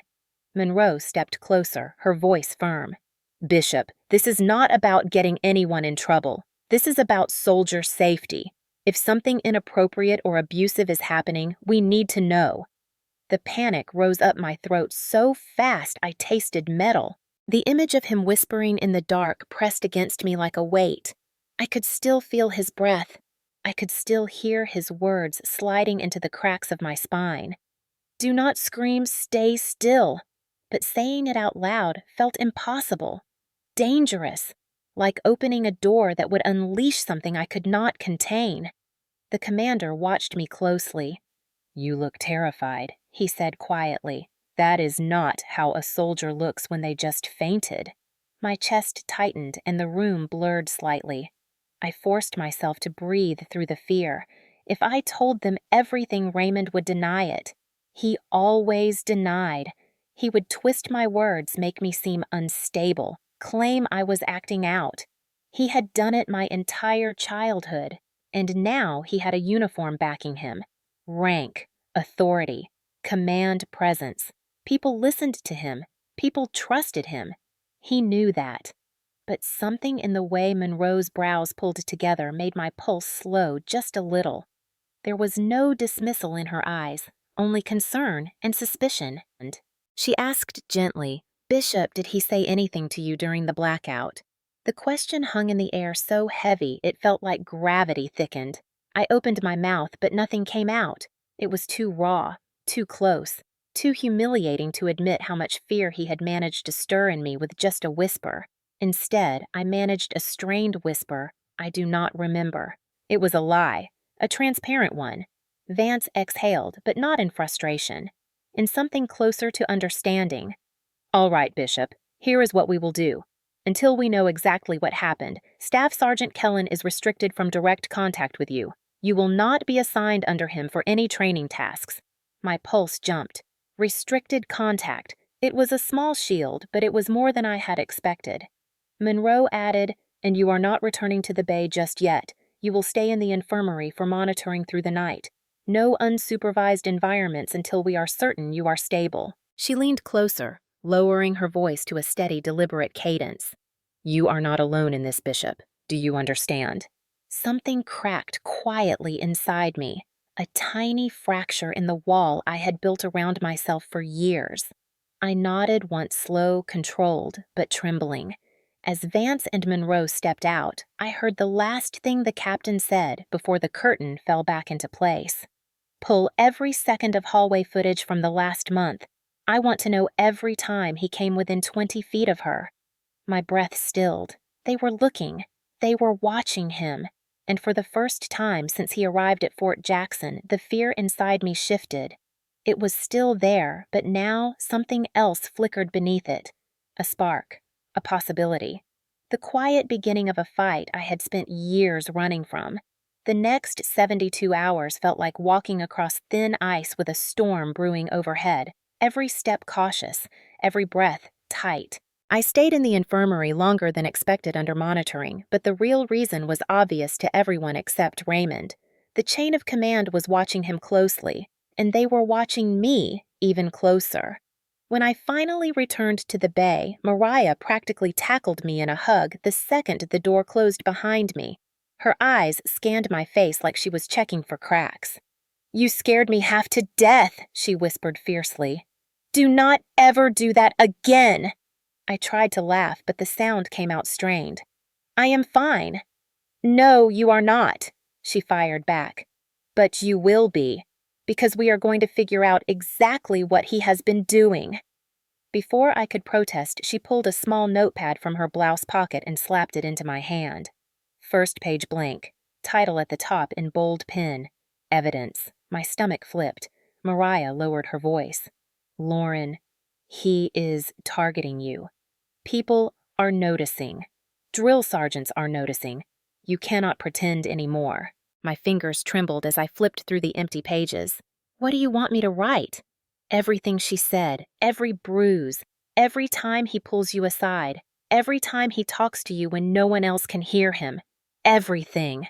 I swallowed hard. My instinct screamed to hide, to minimize, to disappear like I used to at home. But something deeper, colder, and older whispered that hiding had only ever protected him. Not me. So I nodded. That night, we started with the bruises. Mariah closed the bay door behind us and whispered, "Stand under the bunk light." I pulled up the sleeve of my uniform. Purple marks bloomed across my upper arm, faint but unmistakable. They were not from a single strike. They were from strain positions, overloaded gear. Stress exercises held far too long. She took pictures with a tiny flashless camera she bought on post. Not a phone. Phones could be inspected. A camera could be hidden. She photographed everything from every angle. Each bruise. The blister at my heel from forced low crawls. The red marks across my shoulders from being made to carry a full water can for half an hour longer than anyone else.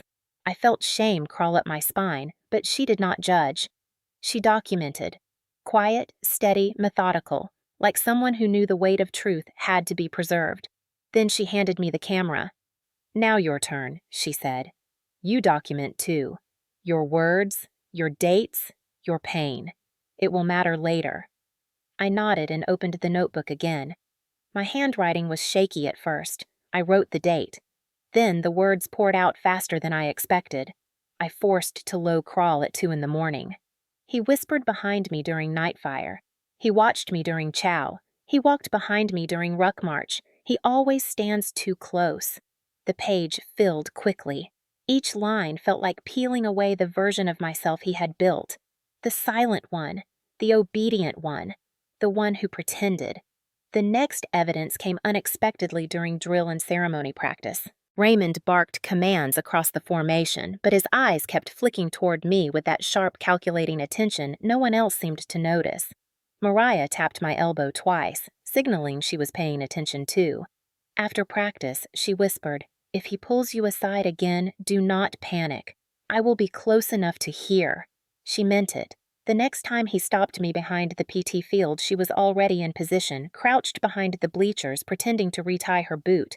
Raymond stood too close as usual, his voice low enough that only I could hear. "You think you can get people to question me.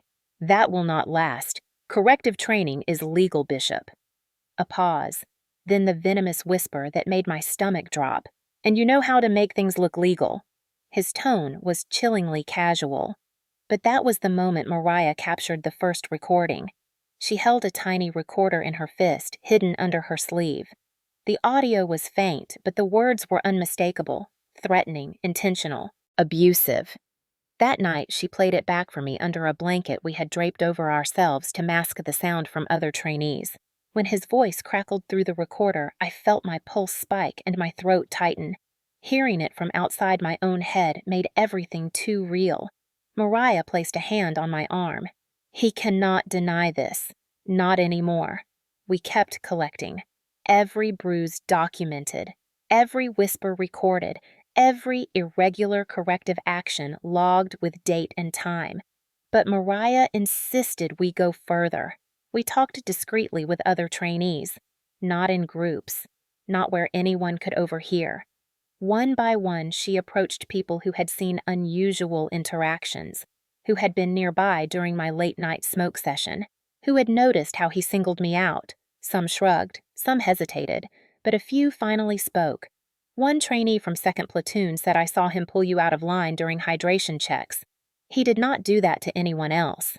Another whispered, "I heard him say something to you during ruck march, could not make out what, but it did not sound like normal instruction."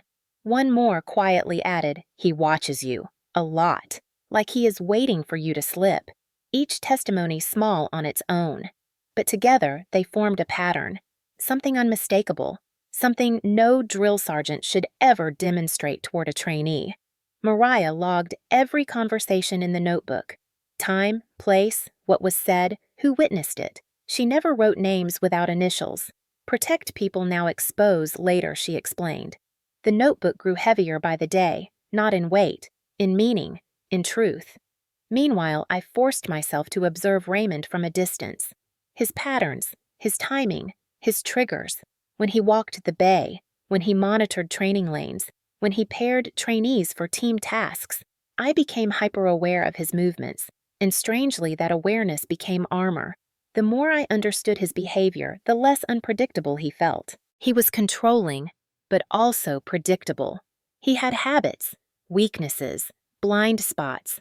Mariah noticed it too. "He is sloppy," she said one night as we reviewed the notebook. "He thinks rank makes him untouchable. It does not. He is leaving trails everywhere." The most shocking evidence came from a camera I did not even know existed. Not a barracks camera, not a training field camera, but Mariah's personal micro camera disguised as a pin. She clipped it onto her uniform collar during chow.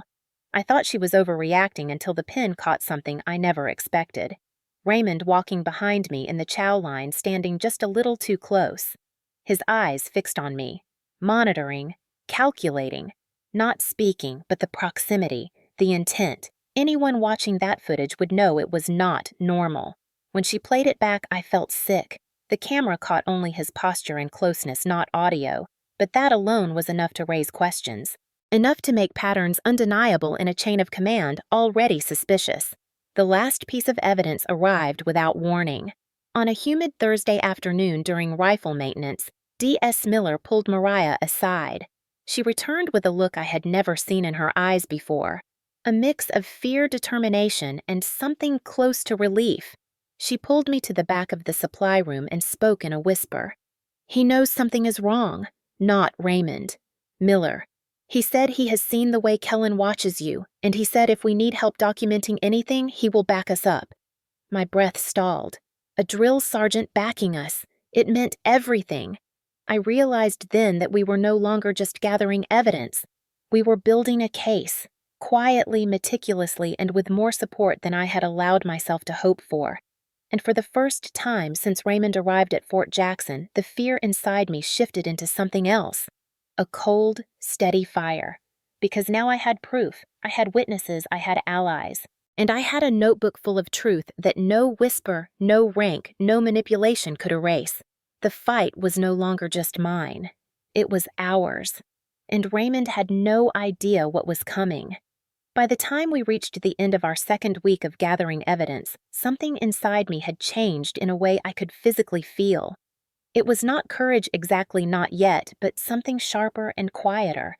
A decision forming beneath the fear, like steel being forged under heat. For the first time since arriving at Fort Jackson, I was not thinking about how to survive him. I was thinking about how to end him. I remember the exact night it shifted. Lights out had passed 30 minutes earlier. The bay was filled with the soft rhythm of rhythmic breathing and the occasional creak of an old bunk frame settling. The moonlight filtered through the high windows, painting faint silver lines across the concrete floor. I sat upright on my bunk, notebook open on my knees, flipping through page after page of documented bruises, whispered threats, and irregular training logs. Mariah sat beside me, pretending to sew a torn patch, but really she was listening for any footsteps that did not belong. She looked at me for a long time before speaking. "You cannot keep doing this," she whispered. "He is escalating. He pushed you during blackout. He is cornering you. One day something worse will happen. You know it." Her voice did not shake. Mine did. I know. But fear still wrapped itself around my ribs every time I imagined going to Monroe. What if she does not believe us? What if he convinces them I am unstable? What if he spins it like he always does? Mariah shook her head firmly. "This is not your childhood house. This is the United States Army. There are rules here, systems, oversight, and we have real evidence, Lauren. Real recordings, real patterns, real witnesses. This is different." I wanted to believe her. A part of me already did, but the past had claws. After years of being silenced by Raymond, I still felt like a child when I stood in the shadow of his voice. But that night, while staring at the notebook, something cracked open inside me. For years, I had told myself that escaping him meant leaving that house in Charleston. But running was never the same as breaking free. And freedom required something else.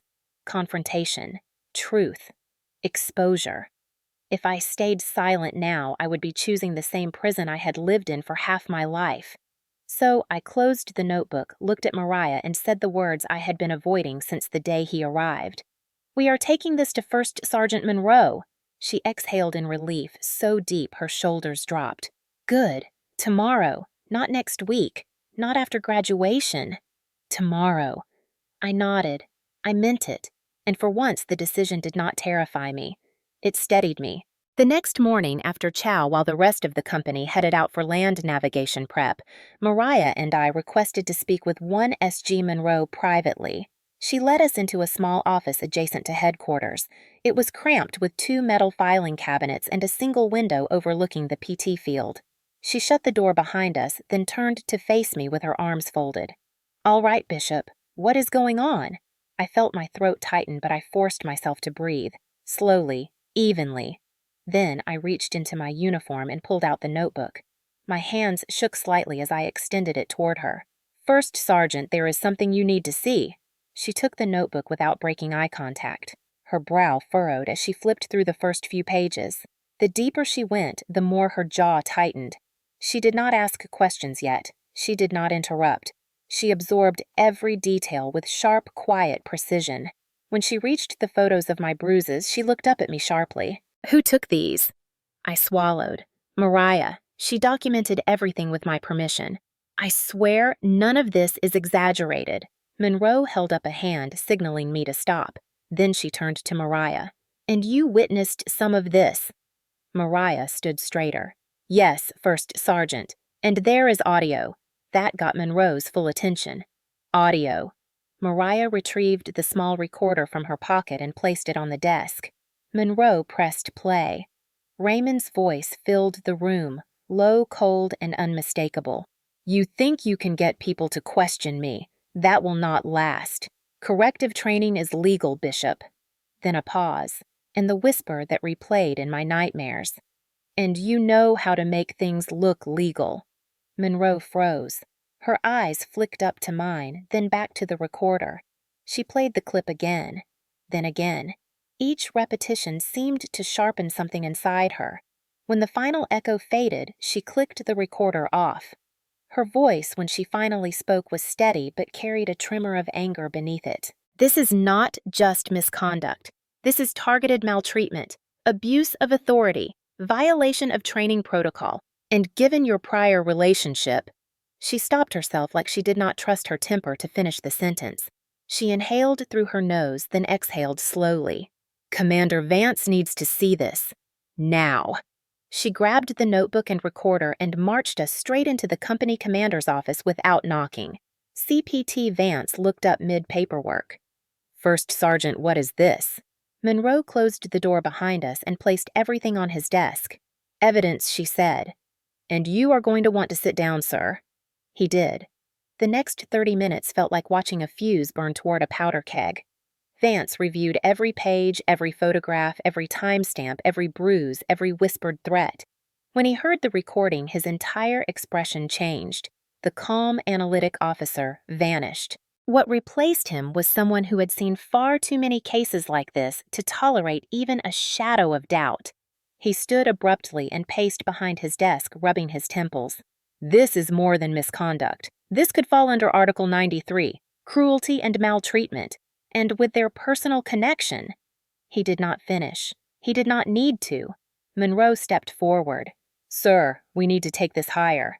Battalion JAG, and immediate CID involvement." Vance nodded. "Agreed. Effective immediately, Kellen is suspended from all trainee interaction pending investigation. He will be reassigned to staff duty until CID completes initial interviews." My breath caught. Suspended. It felt unreal.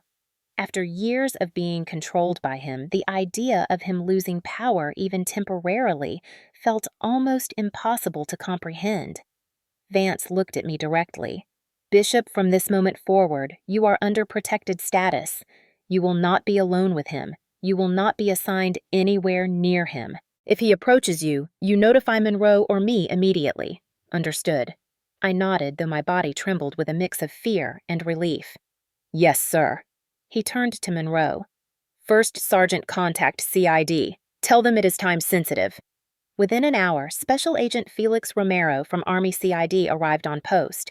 He was calm, serious, and spoke with the practiced neutrality of someone trained to extract truth from chaos.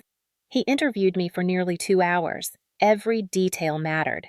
Every bruise. Every whispered line of intimidation. Every moment Raymond had placed himself behind me during training. Every unexplained corrective action. Every blackout incident. When I played the recording for him, his expression remained professional, but I saw the shift in his posture. He knew exactly what this was. When the interview ended, he clicked his pen closed and said, "Bishop, this is a solid case. You did the right thing coming forward. This will move quickly." The words hit me harder than I expected. For years, no one had ever said that to me. The right thing. I had always been made to feel like the problem, like the burden, like the weakness. But now the truth was undeniable. Documented, recorded, witnessed. CID launched the investigation the same day. Raymond was ordered to remain in unit headquarters and was removed from all training activities effective immediately. I expected him to rage, to scream, to deny everything. But the moment he was escorted away, he kept his face hardened into that same cold stare he used to wear at home, the one that meant he was calculating, plotting, waiting. But for the first time, his calculations would not save him. He was caught inside a system he could not manipulate, protected by protocols he could not twist, contained by evidence he could not erase, and I was no longer the helpless child he used to corner in the dark. I walked out of headquarters with Mariah beside me. My knees were weak, but my spine felt straighter than it ever had. This was no longer just survival. This was justice beginning to unfold, and Raymond had no idea that this was only the start of his fall. Graduation Family Day was supposed to be the proudest moment of basic training, the one day every trainee dreamt about through blisters, smoke sessions, shin splints, and sleepless nights. For most soldiers, it symbolized survival transformation and the first breath of freedom after weeks of being pushed to the edge. For me, it symbolized something very different. It was the battlefield where truth would finally burn through years of fear. The sun rose early over Hilton Field, spreading a golden haze over rows of metal bleachers and the long, manicured grass stretching toward the main stage. Hundreds of family members from all over the country crowded in swirls of excitement, waving flags and holding homemade banners. The music from the Army band carried across the field, bright and triumphant. Behind the bleachers, cameras clicked non-stop. Mothers cried. Fathers straightened their posture like they could somehow match the discipline of their children. I stood in formation with the rest of Alpha Company, my uniform pressed my boots spotless, my heart ricocheting so violently against my ribs that I thought the soldier beside me must hear it. My hands shook despite being locked in parade rest. Graduation day was always emotional, but my nerves had nothing to do with pride. CID had briefed me that morning. They told me the arrest would happen publicly. They told me I would not be in danger. They told me it was necessary, but nothing prepared me for how it would feel. My mother sat in the front row, clutching a small tissue in her hand, her eyes swollen from crying even before the ceremony began. She had no idea what was coming. She thought she was here to see me stand tall as a graduating soldier. She did not know she was about to watch a truth explode that she had been unable to uncover for nearly a decade. I stared straight ahead, visualizing the exact spot where Raymond would stand. He was scheduled to call the names of the top trainees from each platoon. Standard tradition, high visibility, maximum humiliation. CID chose the moment carefully, masterfully. The band finished its opening song. The command sergeant major gave a short speech. Then the company commander stepped forward to the microphone. "Ladies and gentlemen, we now recognize select trainees for outstanding performance. On my left, Staff Sergeant Kellen will be assisting with the presentation." My stomach dropped when I heard his name. The sound of his boots approaching echoed across the field, even over the crowd. He appeared at the edge of the formation wearing his dress blues, shining medals, neatly arranged expression emotionless. Controlled. Calculated, as always. But this time something was off. He looked thinner, paler, strained. He had been under investigation for days, restricted to administrative work, isolated from trainees. And he knew something was closing in on him, though he did not understand how quickly. He took his position beside CPT Vance, unaware of the storm building behind him. I felt the air shift like the atmosphere itself sensed what was about to unfold. The commander called the first name. Private Hamilton. Applause erupted. Hamilton marched forward. Raymond extended a hand to present the certificate, his smile thin and controlled. The second name. The third.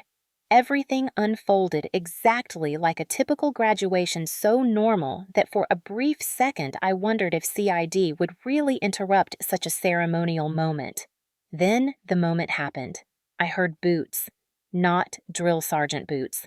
Not marching cadences, but heavier, purposeful tactical boots hitting the ground in synchronized steps. 3 CID agents emerged from the far right corner of the field, walking toward the formation. They did not run. They did not shout. They simply walked with precise, unwavering intent. The crowd murmured. The soldiers in formation stiffened.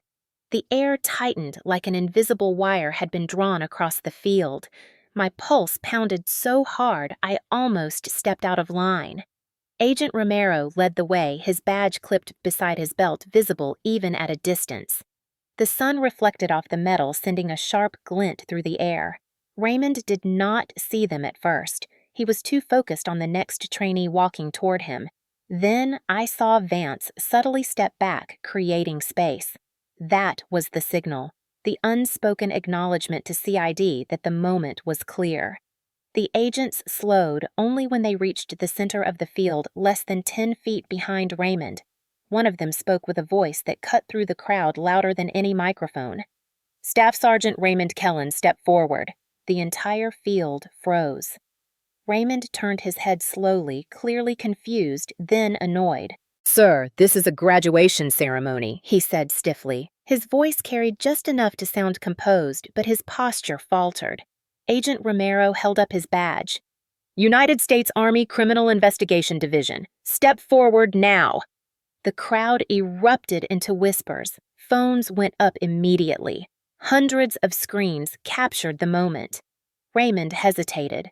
The mask cracked. His eyes darted around the field, searching for support, searching for control, searching for escape. He found none. The commander crossed his arms behind his back and said nothing. A silent condemnation. A boundary Raymond could not cross. CID moved in, tightening their formation. For the first time in my life, I saw fear flicker across Raymond's face. Real fear, not anger, not calculation. "Fear," Agent Romero continued. "Staff Sergeant Raymond Kellen, you are under investigation for violations of Article 93, cruelty and maltreatment, Article 92, failure to obey orders and regulations, and Article 128, assault." The silence shattered. The families gasped. Some soldiers stumbled in their formation spots. Even the band members froze mid-breath. My mother's hand flew to her mouth. Her shoulders shook as tears spilled uncontrollably down her cheeks. Raymond looked straight ahead, jaw clenched, nostrils flaring. He tried to take a step back, but 2 agents moved instantly, blocking him. "Do not do this here," he hissed, his voice cracking. "You have no idea what you are doing." Romero responded firmly. "Sir, we are doing our job." The moment held like the entire field was suspended in air. Then the agents moved in. One grasped his arm, the other placed a hand on his shoulder. Raymond tensed, and for a moment I thought he might resist. But he did not. He lowered his head and allowed himself to be escorted away. A criminal in full view of the people he had manipulated for years. Cameras flashed. Mothers shook their heads in disbelief. Some trainees whispered under their breath. Others stared wide-eyed at me as if pieces were falling into place. As CID walked him past my formation, he looked at me. Not with anger, not with dominance, but with something I had never seen on his face. Defeat. For a second time, slowed. The man who once locked me in a garage, who once whispered threats behind closed doors, who once used rank as a weapon, was being marched away by people he could not control. I stood taller than I ever had in my life. My hands trembled, but my chin lifted. I did not look away. Neither did he. And in that moment, everything shifted. The weight he had pressed onto my life for years cracked and fell away. Not quietly, not secretly, but publicly, in front of hundreds of witnesses, in front of my mother, in front of the Army itself. When CID passed the bleachers, I saw my mother collapse onto the seat beside her, gripping the railing as tears streamed down her face. But they were not tears of confusion. They were tears of realization, of truth finally revealed, of years of fear validated all at once. She looked at me through blurred eyes, her shoulders shaking. And for the first time in more than a decade, she did not look beaten or exhausted or frightened. She looked free. The ceremony continued, but everything felt different. Lighter. The air tasted sharper. My lungs expanded fully for what felt like the first time in years. When my name was called later in the ceremony, the applause hit me like a wave. My mother stood on her feet clapping through tears, and I marched forward steady, strong, unbroken. The exposure was complete, the humiliation undeniable, the truth irreversible, and Raymond Kellen was finally falling. I stood in formation, hands still shaking, but head held high, and for the first time in my life, I felt something new settle deep in my chest. Power. True power. The kind born from survival and truth. And I knew the fight was far from over. But now the whole world had seen him for what he truly was. And that changed everything. For days after the public arrest, everything around Fort Jackson buzzed with a strange electric energy as if the entire installation had witnessed something forbidden, something unforgettable. Trainees whispered in low voices whenever I passed. Drill sergeants kept a sharper than normal eye on interactions within the company. Even senior officers carried themselves with attention that hinted they expected the investigation to expand far beyond one man. But for me, the noise never reached beneath my skin. I felt oddly hollow and strangely grounded at the same time. Like the worst part of my life had been pulled into the light and the universe had finally exhaled. I thought the exposure would be the end. The final break, the moment when everything he held over me would dissolve. But predators do not go quietly. They never do. And Raymond was no exception. I learned that on a Tuesday afternoon, 3 weeks after the arrest. It was an unusually quiet day on post. The humidity had eased slightly. The trees along Jackson Boulevard barely rustled. I had just finished a counseling session required for trainees involved in CID investigations. As I walked back toward the company area, Sergeant Miller jogged to catch up with me. His expression was tight. His jaw flexed once before he spoke. "Bishop, hold up a second." My stomach dropped instantly. I knew that tone. It was the tone people used when they were about to tell you something you were not supposed to hear. Something heavy. Something that made the air feel colder. He handed me an envelope, plain white, my name written on it in block handwriting I instantly recognized. I felt my throat constrict. "He should not be contacting me," I whispered. Miller nodded gravely. "He is not supposed to." But he still tried. "This came through the mailroom. CID intercepted it and cleared it for you since it does not contain threats or classified info." "But I am telling you as a drill sergeant, do not respond to this." He emphasized the words like he was hammering them into concrete. I nodded slowly, my hands growing cold. Miller waited a second to make sure I understood, then returned to the PT field, leaving me alone with the envelope that trembled between my fingers. I wanted to throw it away. Burn it. Drop it down a storm drain. Anything except open it. But part of me needed to know. Not because I missed him or wanted answers, but because closure sometimes looks like facing the last ghost standing in the doorway. I walked behind the storage shed near the edge of the company line where the wind carried the scent of pine and old dust. Slowly, I opened the envelope. The letter inside was written in Raymond's neat, disciplined handwriting, the same style he used for chore lists and house rules years earlier. The moment my eyes scanned the first line, a surge of nausea rolled through me. "Lauren, I know you probably hate me right now, but I need you to understand the truth before things get out of control." I almost laughed. Out of control. As if he had not caused every ounce of chaos himself. I kept reading. "I never intended for things to go this far. You deserve to know that." Emotions were high. Training is stressful. Sometimes the lines get blurry. Blurry. That word sent a flash of heat through my chest. I clenched the page harder. "You and I have a complicated history. That makes everything look worse than it really was. But nothing I did was meant to harm you.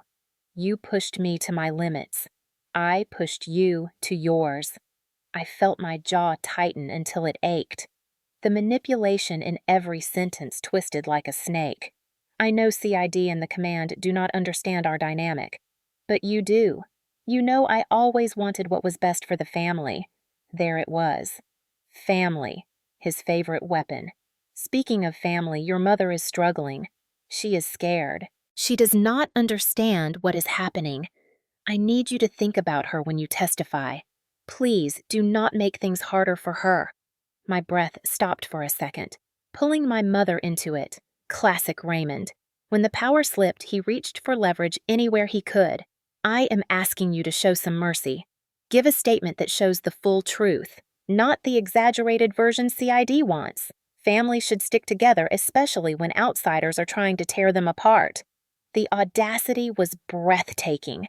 He was facing multiple charges. He had publicly been arrested. He had abused his authority and tormented me for weeks. And yet he still believed he could twist reality to make himself the victim. I can fix things if you help me. I can explain my side. The army will listen if the person they think I hurt tells them it was just a misunderstanding. You know what really happened. Please do the right thing. The page ended with his signature, crisp, confident, detached. Like nothing he had done was personal. Like nothing he had done mattered. Like the pain and bruises and fear were simply inconveniences I needed to grow out of. I stood still for a long time after finishing the letter. The wind pushed gently at the edges of the page as if urging me to let it go. Before basic training, I would have folded the letter into myself like a bruise. I would have told myself maybe it was my fault. Maybe I misunderstood. Maybe I provoked him. Maybe he never meant to hurt me. That was the kind of thinking he raised me on. But not anymore. I rubbed my thumb over the last line, then tore the entire letter cleanly down the middle. The paper ripped with a sharp, satisfying sound that echoed through the empty yard. Then I tore it again. And again. Until nothing remained but jagged white scraps that fluttered through the air like pieces of something finally breaking. I let the wind take them. When I returned to the bay, Mariah saw my expression immediately. Her eyes narrowed. "He reached out to you, didn't he?" I nodded. What did he want? For a moment, I considered repeating the letter word for word. But the truth felt simpler than the lies he wrote. "He wanted me to save him." She scoffed with bitter disbelief. "Unbelievable. Even now he thinks he can manipulate you." "Not anymore," I whispered. And for the first time, I felt the truth of it settle inside me, like a stone, finally fixed in place. Not anymore. I went straight to 1SG Monroe and reported the letter. She did not hesitate. She locked it into an evidence folder and contacted CID at once. "He is digging his own grave," she said. "Contacting a protected witness is extremely serious. This will only strengthen the case." Her reassurance washed over me like clean air. That night I lay in my bunk staring at the ceiling. The darkness felt different now. Not suffocating, not enclosing, just dark. And in that darkness a realization came to me as steady as breath. He thought that letter would weaken me, break me, bend me back into the version of myself he could control. But all it did was prove how desperate he had become. Because he finally understood something I had known since the moment CID walked him off Hilton Field. I was done being afraid of him. And when the day came for court-martial, I would not protect him. I would not soften the truth. I would not bend for the sake of his comfort or his ego. I would testify, clearly, steadily, and without mercy. For the first time in my life, I would not be the one shrinking into silence. He would be the one facing the consequences, and I would be standing. The court-martial process moved faster than anyone expected. Maybe it was the volume of evidence. Maybe it was the public nature of his arrest. Maybe it was because people like Raymond only survive as long as no one shines a light on them. And now there was a spotlight so bright he could not hide from the truth, even if he tried. The Article 15 hearing lasted less than 40 minutes. Command reviewed the sworn statements, the recordings, the bruises, and the dozens of documented corrective training violations. Then came the final blow, confirmation of prior inappropriate disciplinary behavior at his previous duty station. Patterns, always patterns. The JAG officer closed the file and said the words that ended the weakest attempt at a cover-up. This will be referred to General Court-Martial. When that decision became official, it felt like something heavy and ancient inside my chest finally cracked open and fell away. The kind of weight I had carried since I was 12. The kind that shaped my posture and my silence. The kind that made me small. Suddenly, it did not belong to me anymore. Over the next 2 weeks, CID built the case that would seal his fate. They took more statements, interviewed more trainees. reviewed every camera angle, every training log, every instance where his name appeared next to mine. And with each new piece of evidence, the narrative of who he really was became impossible to deny.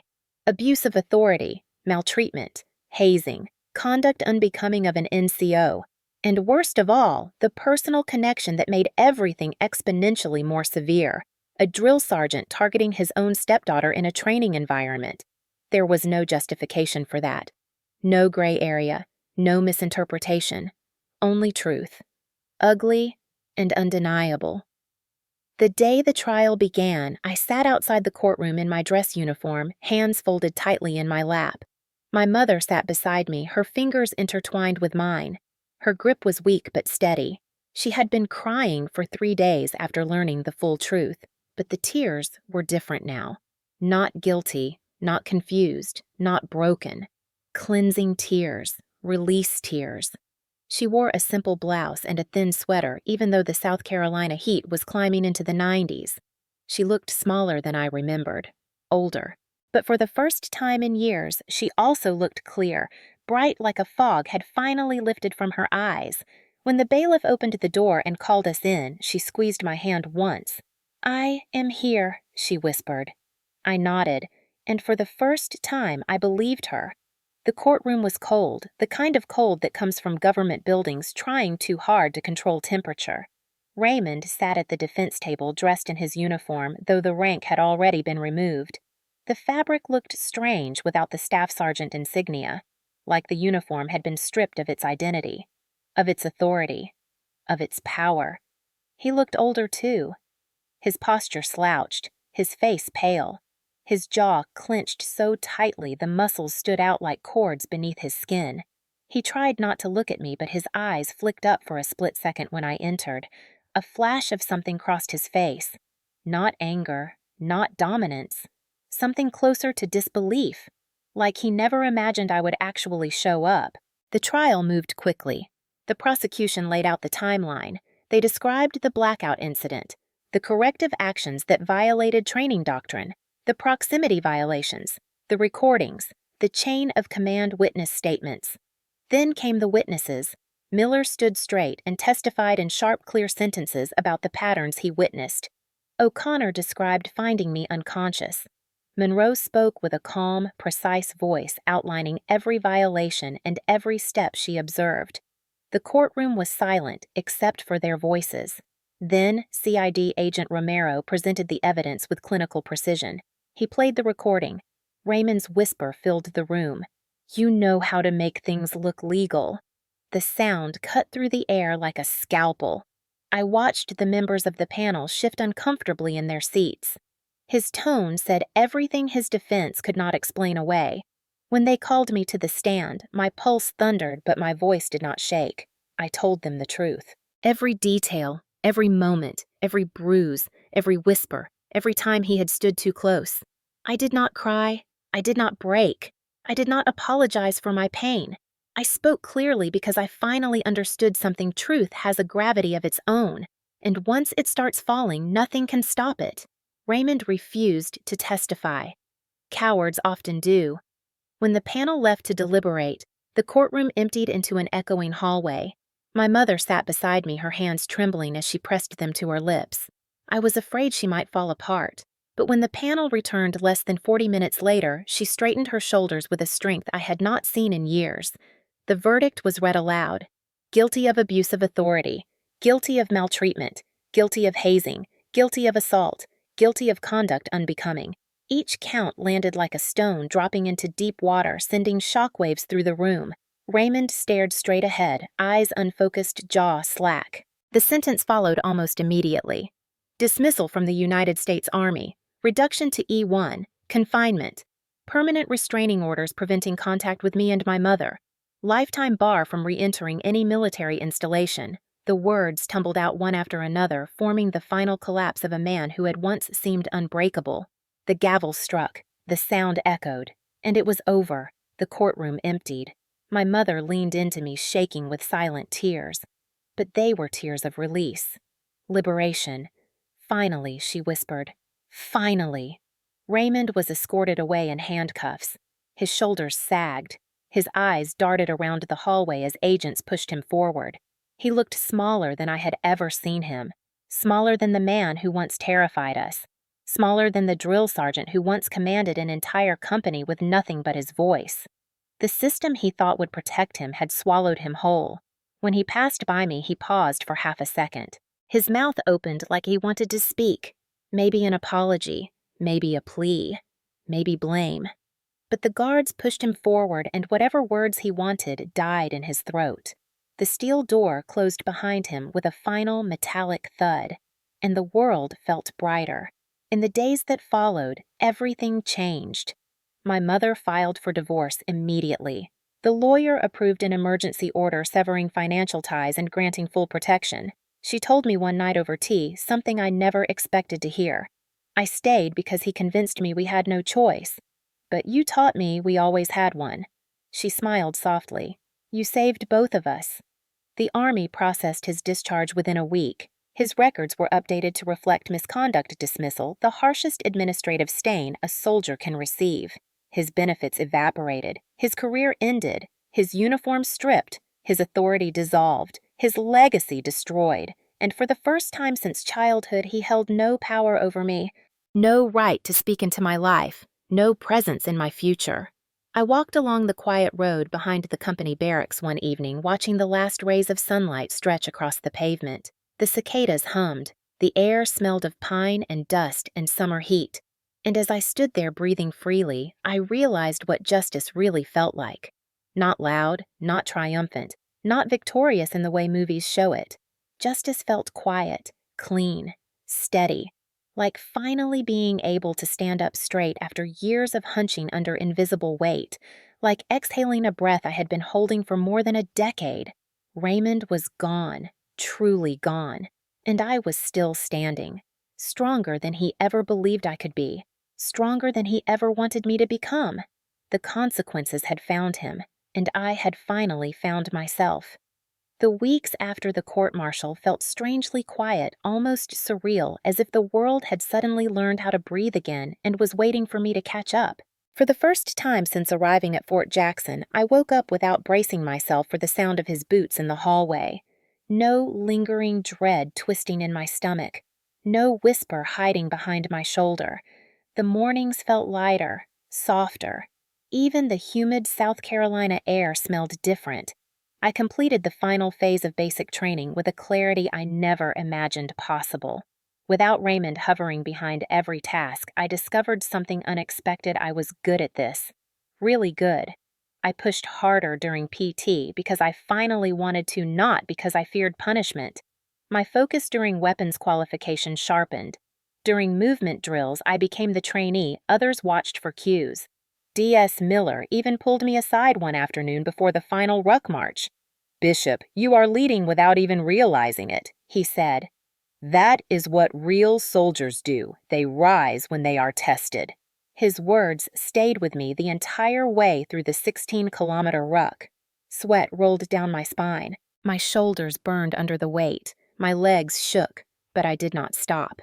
I never slowed down. When we reached the finish line, I was not the first to arrive, but I was the strongest I had ever been. Not physically, though, that too had changed, but inside. The shaking that once lived in my hands had disappeared. The fear that once owned my breath was gone. And somewhere between the training lanes and the marching fields, I realized I was not building a new version of myself. I was reclaiming the version that had been buried for years. After the trial ended, my mother called me almost every night. Her voice sounded different too. Lighter. I learned she had started therapy the same week she filed for divorce. She told me she cried through the first session, not because of pain, but because she finally felt safe. "I am learning things about myself," she said softly one night. "I have not thought freely in years. I am remembering who I was before him." The idea shook something loose in my chest. We were both learning how to live without his shadow. She sent me pictures sometimes, her drinking coffee on our porch, her rearranging the living room without asking for permission, her smiling a small, hesitant smile that grew bigger each week. Seeing her reclaim her life felt like watching a flower bloom after years of being kept in the dark. During the last week of training, our company commander CPT Vance called me to his office. I knocked once and stepped inside, bracing without meaning to. Old habits die slowly. He looked up from his desk with a calm expression. Bishop at ease. I relaxed slightly. He folded his hands and said, I have spoken with Battalion. Based on your performance during the investigation and the way you maintained discipline under pressure, you have been recommended for military police. My breath caught. Military police. The branch that investigated what happened to me. The branch responsible for protecting other soldiers. The branch that defended the vulnerable when they could not defend themselves.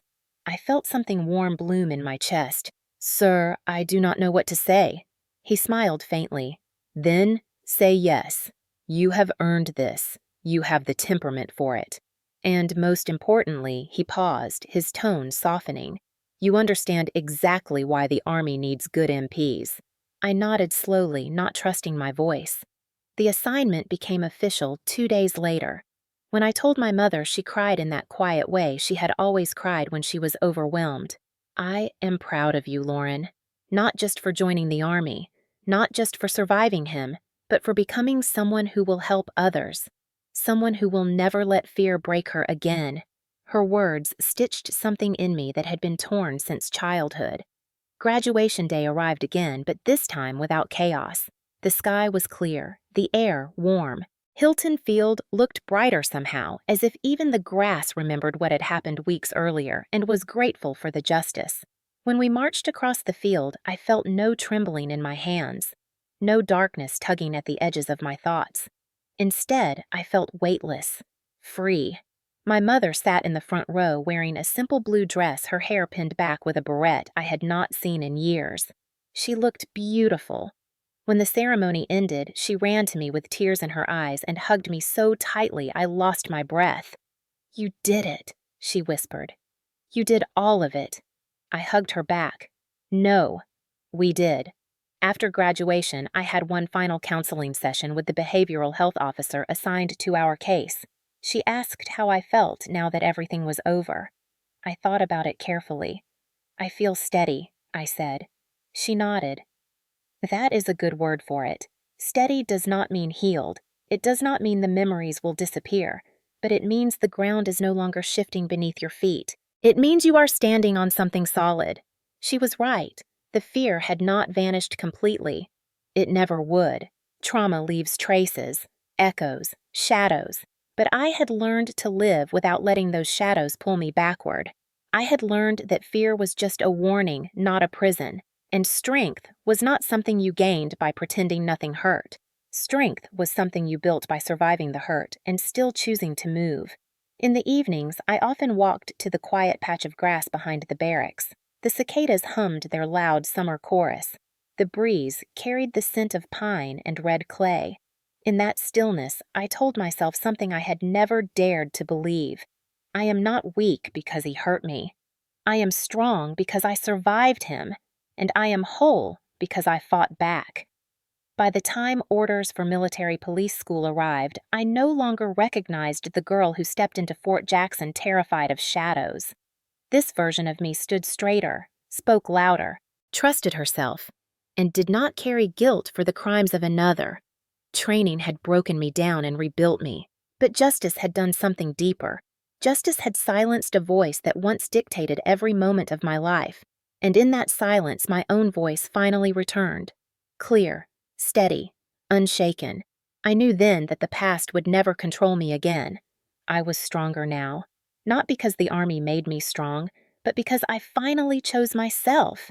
And I was not done choosing myself. Not ever again. 1 year later, I found myself standing at the front gate of Fort Jackson, again the same place where everything in my life had collapsed and rebuilt all at once.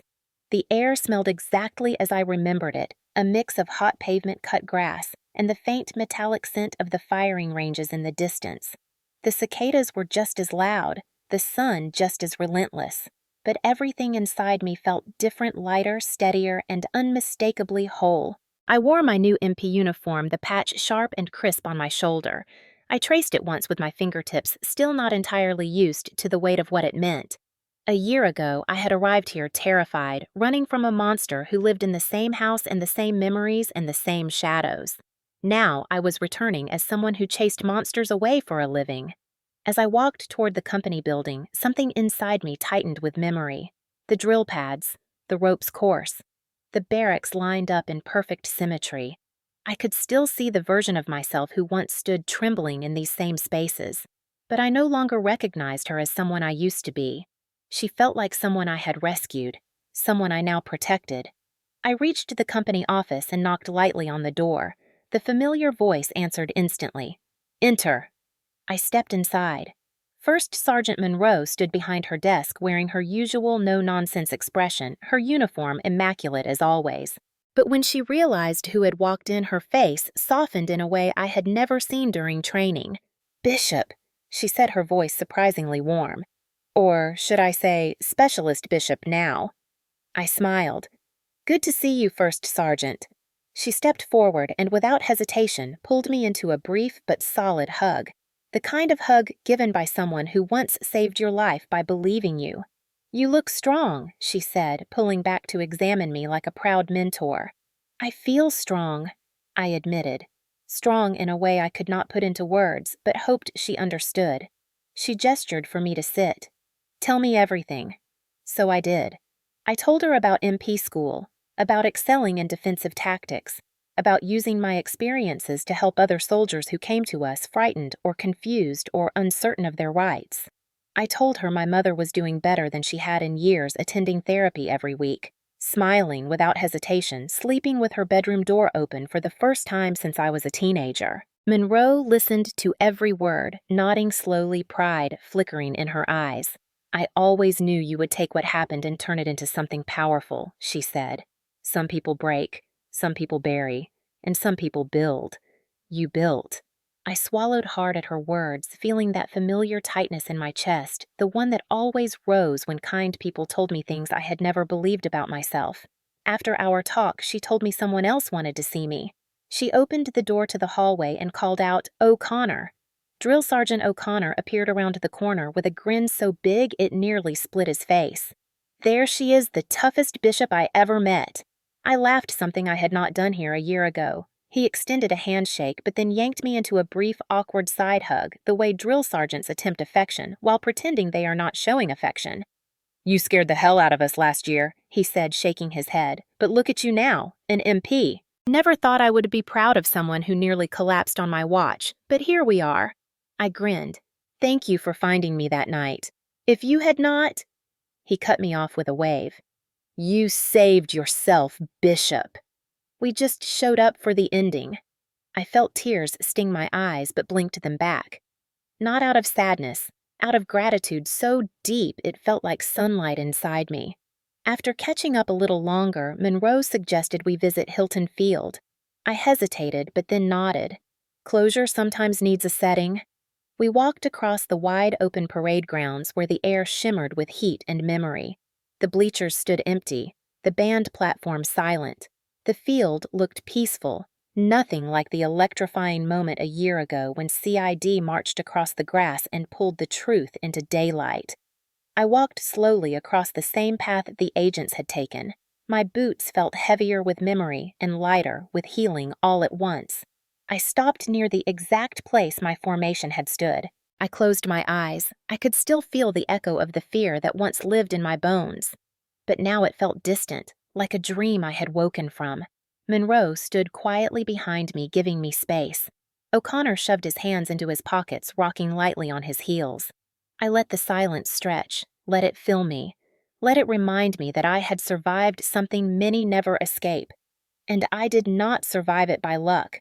I survived because people believed me, because I fought, because I chose myself despite years of being taught I did not matter. After several minutes, Monroe spoke. "You know, Bishop, what you did took courage. A lot of soldiers never find. Even experienced NCOs freeze under the weight of power dynamics. But you walked through it. You changed more than your own life. You forced this place to look at itself. You made it safer."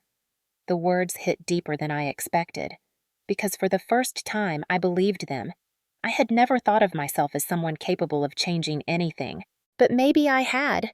Maybe healing was not just about reclaiming myself, but also about shaping the space around me so no one else would live what I lived.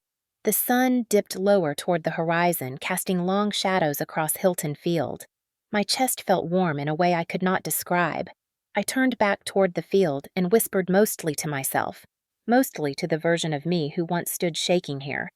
I made it out, and I am not afraid anymore. It was the first time I had ever spoken those words out loud. They did not tremble. They did not falter. They were steady, true, real. Monroe nodded approvingly. O'Connor gave a fist bump in my direction, and I let the last remnants of fear slip out of my body like exhaled breath. As we walked away from Hilton Field, leaving behind the ghosts and shadows and memories, I realized that this moment, this quiet, warm ending, was not just closure. It was rebirth. And if someone had told me a year ago that I would return as someone whole, someone confident, someone free, I would not have believed them. But I believed it now, because it was true. For the first time in my life, I was not afraid anymore. If you have ever carried something heavy in the dark, something you did not talk about, something you were taught to hide or minimize or swallow until it felt like part of your bones, I want you to hear me right now, because this is the part of the story that belongs to you just as much as it belongs to me. For a long time, I thought surviving meant staying quiet, keeping my head down, pretending nothing hurt, pretending nothing scared me, pretending nothing was wrong even when everything was wrong. I thought silence was strength because silence kept the peace and protected the people I loved, or at least the people I thought I had to protect. And maybe you know that feeling too. Maybe you remember what it felt like to carry fear around like a second skin. Maybe you remember the nights when the house was too quiet, or the nights when the house was not quiet enough. Maybe you remember learning how to breathe without making a sound because someone taught you that being invisible was safer than being noticed. I want you to know this the day you finally choose yourself, even if your voice shakes, even if your knees buckle, even if all you can do is whisper the truth into the world, is the day the darkness loses its grip. Healing is not a straight line. It is not a moment. It is thousands of small decisions to keep breathing, to keep moving, to keep choosing yourself even when choosing yourself feels like breaking every rule you were raised with. Healing is getting up one morning and realizing your shoulders are not as heavy as they used to be. Healing is walking into an old place with new strength. Healing is recognizing that the past does not own you anymore. And I promise you something from the deepest, truest place inside me. You are stronger than the thing that tried to break you. Even if you do not feel strong yet. Even if you do not believe it yet. You are here. You survived. You endured. You kept going through things you never deserved. That alone makes you powerful in ways people who have never been tested will never understand. And you are not alone in that journey. Not for 1 second. Not ever. I know many of you who watch these stories carry memories you never talk about. Some of you grew up in houses where yelling was the background noise of childhood. Some of you had parents or partners or authority figures who used fear as their language. Some of you learned far too early that love should never have felt the way it did. Some of you served in the military or law enforcement or medical fields or difficult homes where strength was expected but support was not. Some of you just lived through something that changed you, and you have been trying to stitch yourself back together ever since. Wherever you are, whatever your story is, I want you to use this space right now to unburden just a little of what you have been holding. Not because you owe me anything. Not because you have to share more than you are ready to. But because sometimes saying even one small sentence out loud is the first step toward letting the weight go. And if this story meant something to you, if it reminded you of your own strength, if it made you feel seen or understood, or simply less alone, I want you to take a moment and write something in the comments. It can be a sentence. It can be a word. It can be a memory. It can be a victory. It can be a moment when you realized you had survived something you once thought would destroy you.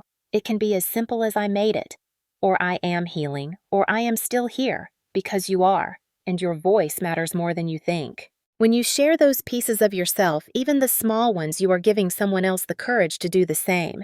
You never know who is reading. You never know who needed to hear your exact words. You never know who is sitting somewhere with their phone in their hands trying to find a reason to keep going. Your comment might be the thing that reaches them. Or maybe the person who needs to hear it is you. Maybe writing it down is how you remind yourself that you are stronger than the shadows that tried to swallow you.